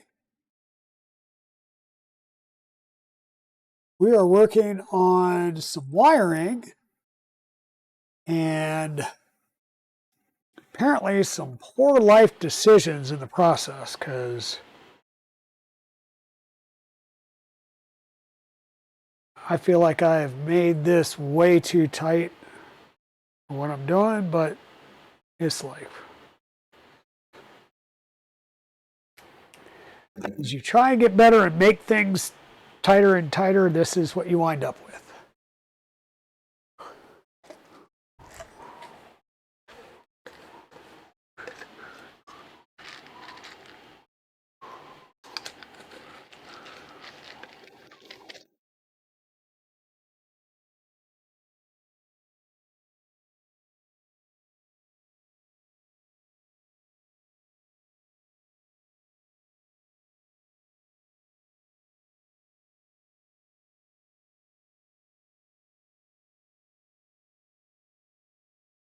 After seeing the next gen board, these old ones look basically exactly down under Maker. I mean, this is an old EBB 36. I was working on the Nighthawk board, and just the simple fact of having a separate, well, let's switch to this way. Just the simple fact of having a connector on either side of the board to plug the fan in makes life so much easier. This, here where we're trying to combine wires and still keep things nice and tight because we don't have a lot of room to play with, it's kind of for the birds.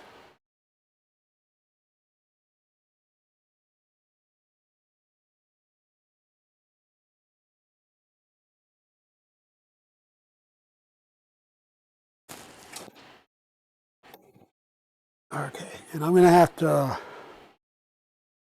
pull things around over here to make it easier for me to get to.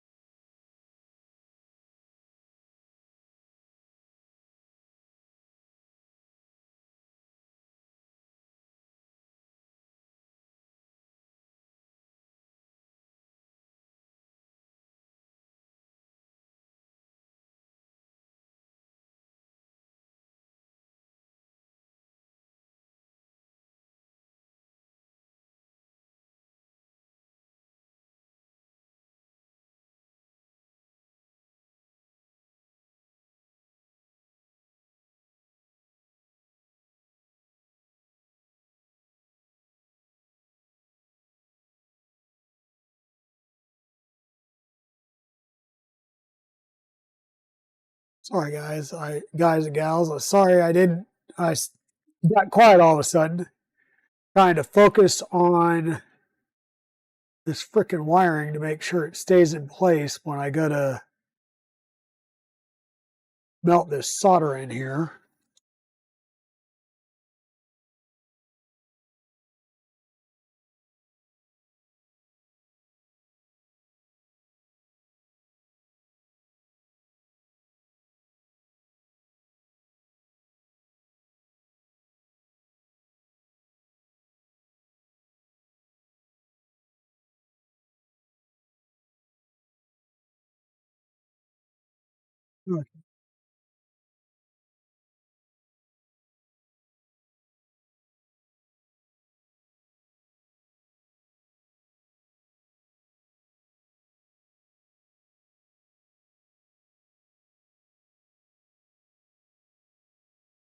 Here we go. One down finally.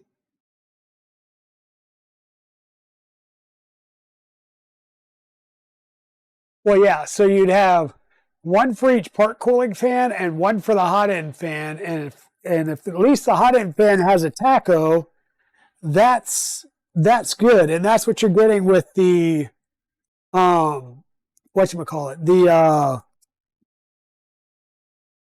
Nighthawk board.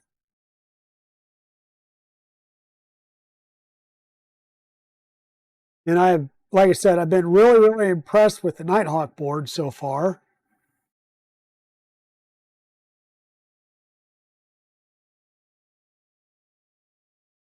And I will say, outside of some issues where you need to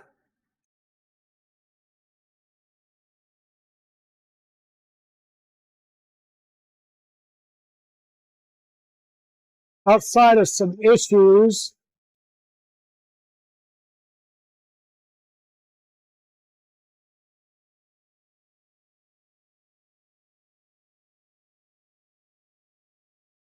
related to the adapter board, where you would have some hangs and you had to, you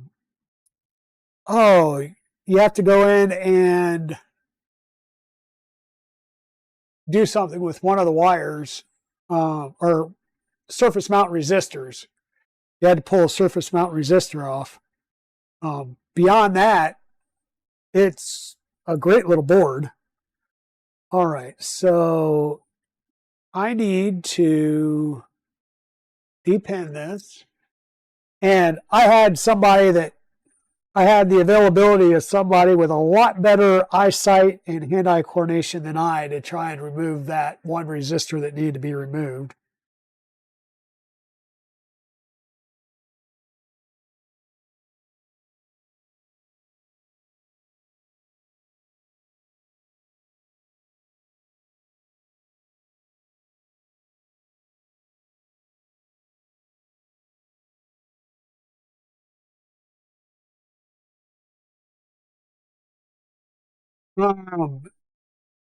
Was that the testing on a major rival board has been hardcore, including dead shorts at 24 volt to the USB, and they survive. It's actually really, really good that it can do that.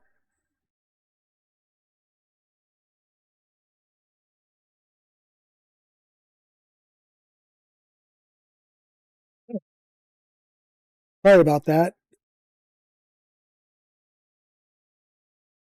Yeah, because that's where, people do screw some things up in wiring and they inadvertently short things out. They do that's why you'll see me as I'm going through and doing this, where I look at the connector and I look, how is that connector going in? Then I look at the pinout and say, okay, this one goes into this location. Because, yeah, I've had all too often, like I've shorted a couple of boards out myself where I pinned it wrong, and you've got the polarity reversed, and a lot of boards don't like polarity reversed, even though that's one of the easiest things to add is polarity protection.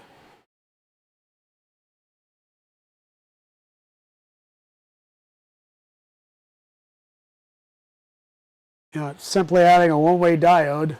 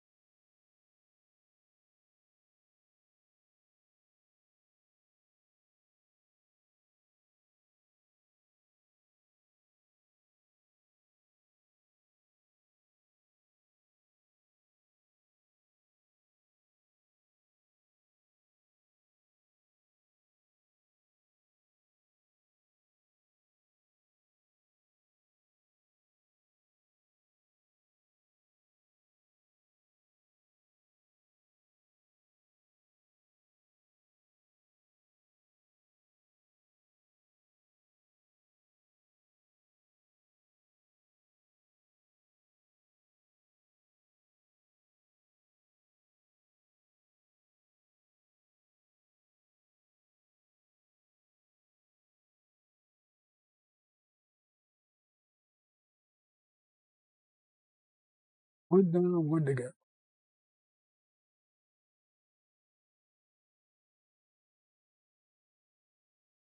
Hey, sis, how's it going?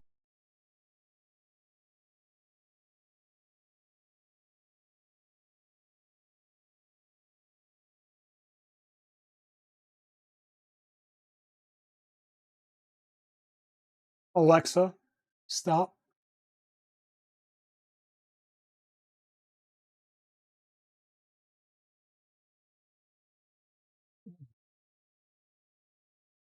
How's it going, sis? Hope you're doing well today.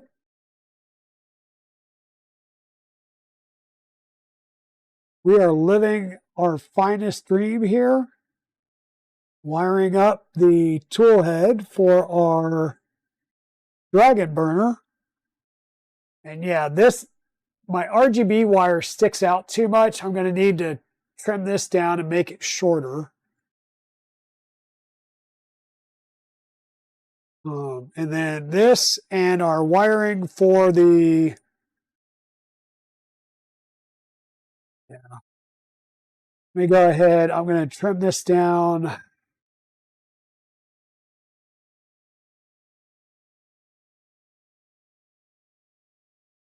Maybe to there.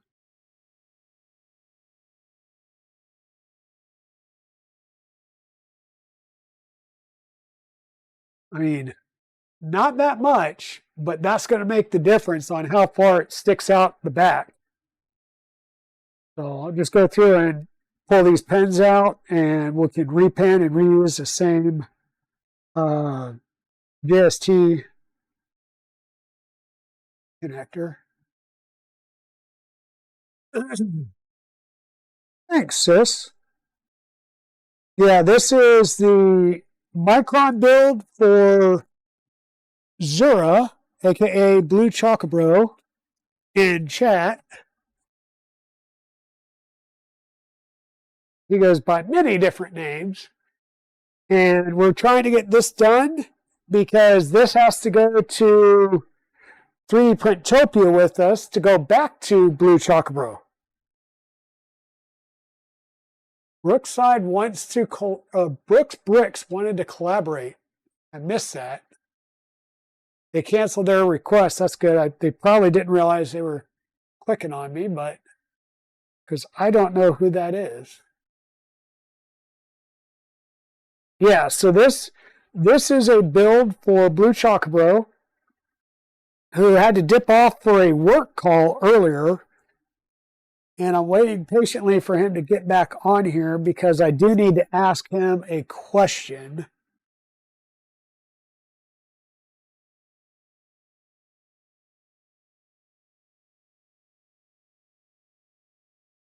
Concerning this build.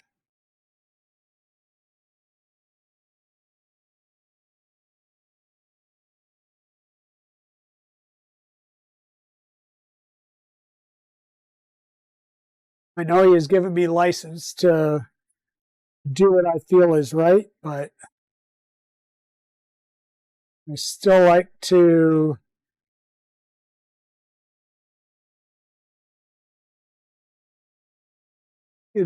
double check.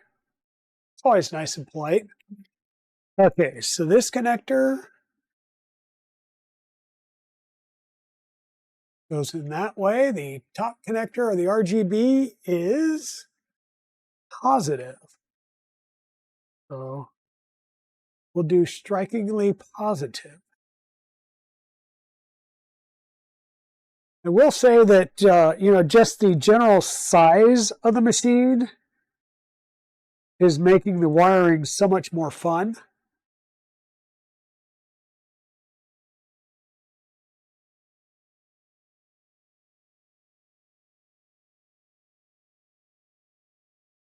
And by fun, I mean challenging.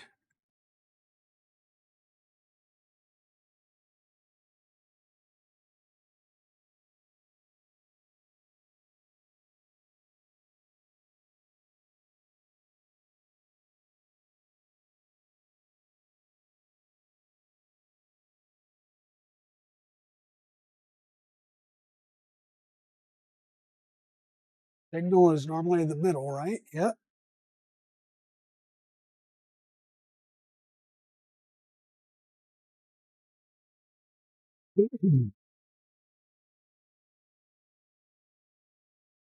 And for those of you that try and watch my videos as playlists over on YouTube,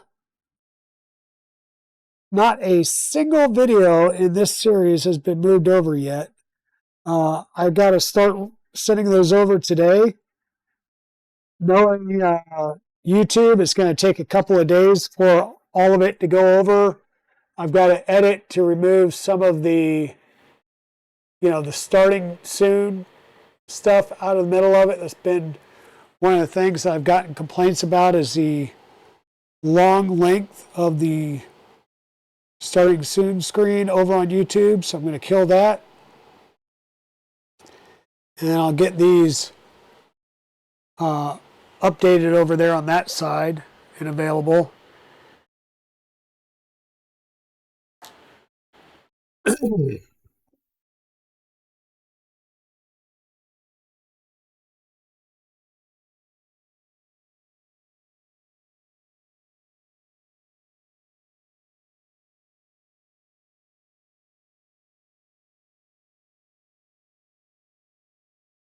What I do is I go through and I update all the video text stuff, and then I will publish it on my Twitch videos feed, and then also update it over to YouTube. And then once it's over on YouTube, it'll be there for as long as YouTube is willing to have my videos. All right, much, much better. There's a lot less looping around there. And we have to be careful because this does sit proud in the back, and I don't want it to come back, do a Z, then go to the side and catch these wires and rip a connector out on the back side there. So try and keep things tucked in nicely. Tuck that one in right there.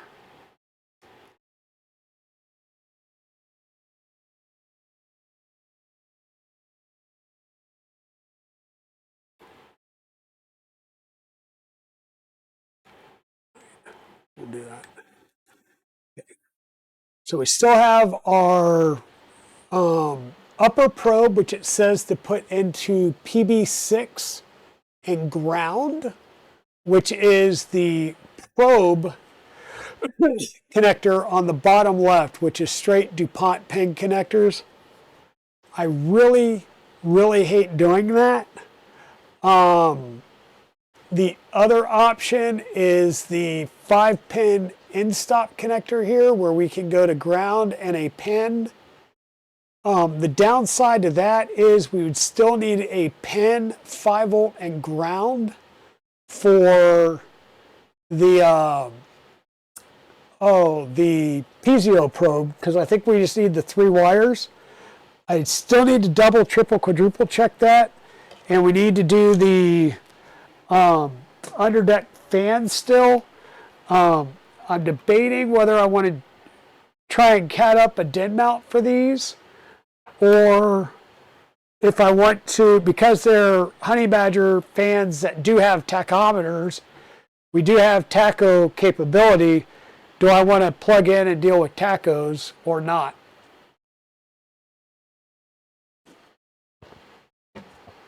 And that's our side fans in the controller bay here.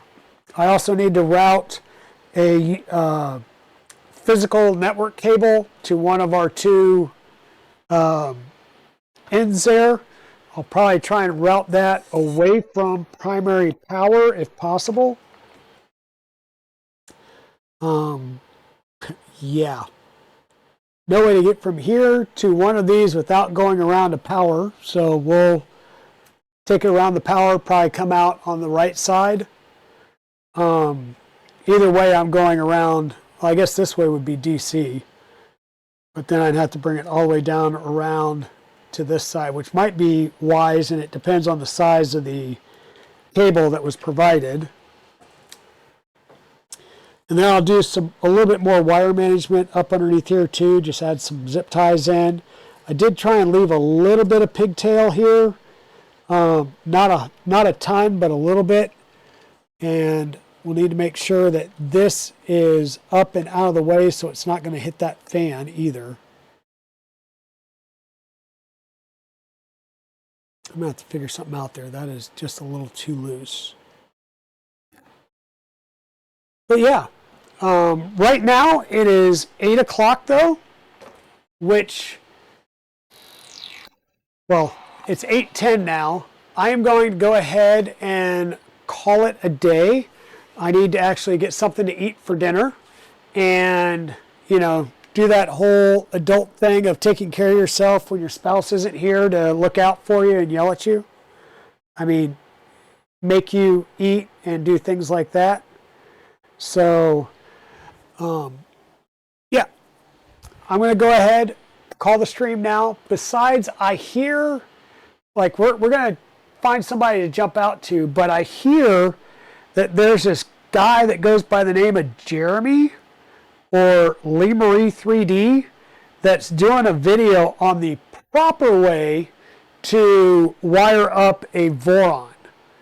And I don't know, I've been wiring up Vorons for a while, but I feel like I have to go and see if I've been doing it wrong all this time. So as I walk around and put things away again so that I can reorganize things here, we still have to do a display. We still need to do a little bit of wiring, but we're getting close. I'm going to look at Steve Build's video on how he figured out or fixed the way that the ant head is tilting back, because I really don't like that. And yeah, that's where we're going to be. Let me see. Proper, yeah, proper needs to be in quotes for him, exactly. And I don't know if he's working on his stealth burner or how he's doing it. So let me go see who's up and running. Polymaker's up. Yeah, let's go over to Polymaker. It's a hoot. Every time I raid into Joel, it throws him off because he's used to raiding into me. So it always throws him for a loop when I go and raid into him. But thank you all for being here. I appreciate it. Let's follow on over as we raid into Joel. Be sure to use our raid emotes.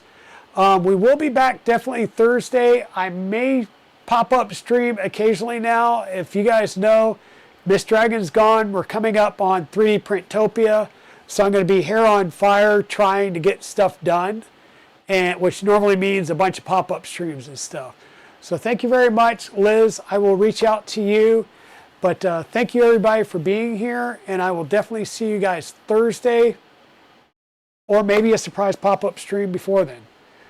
Thank you all, and have a great day. Bye now.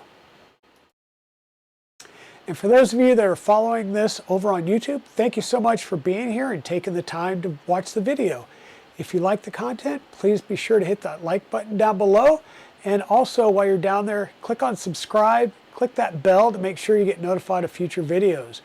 And for future videos, YouTube's going to be suggesting one right here. Thank you. Have a great day.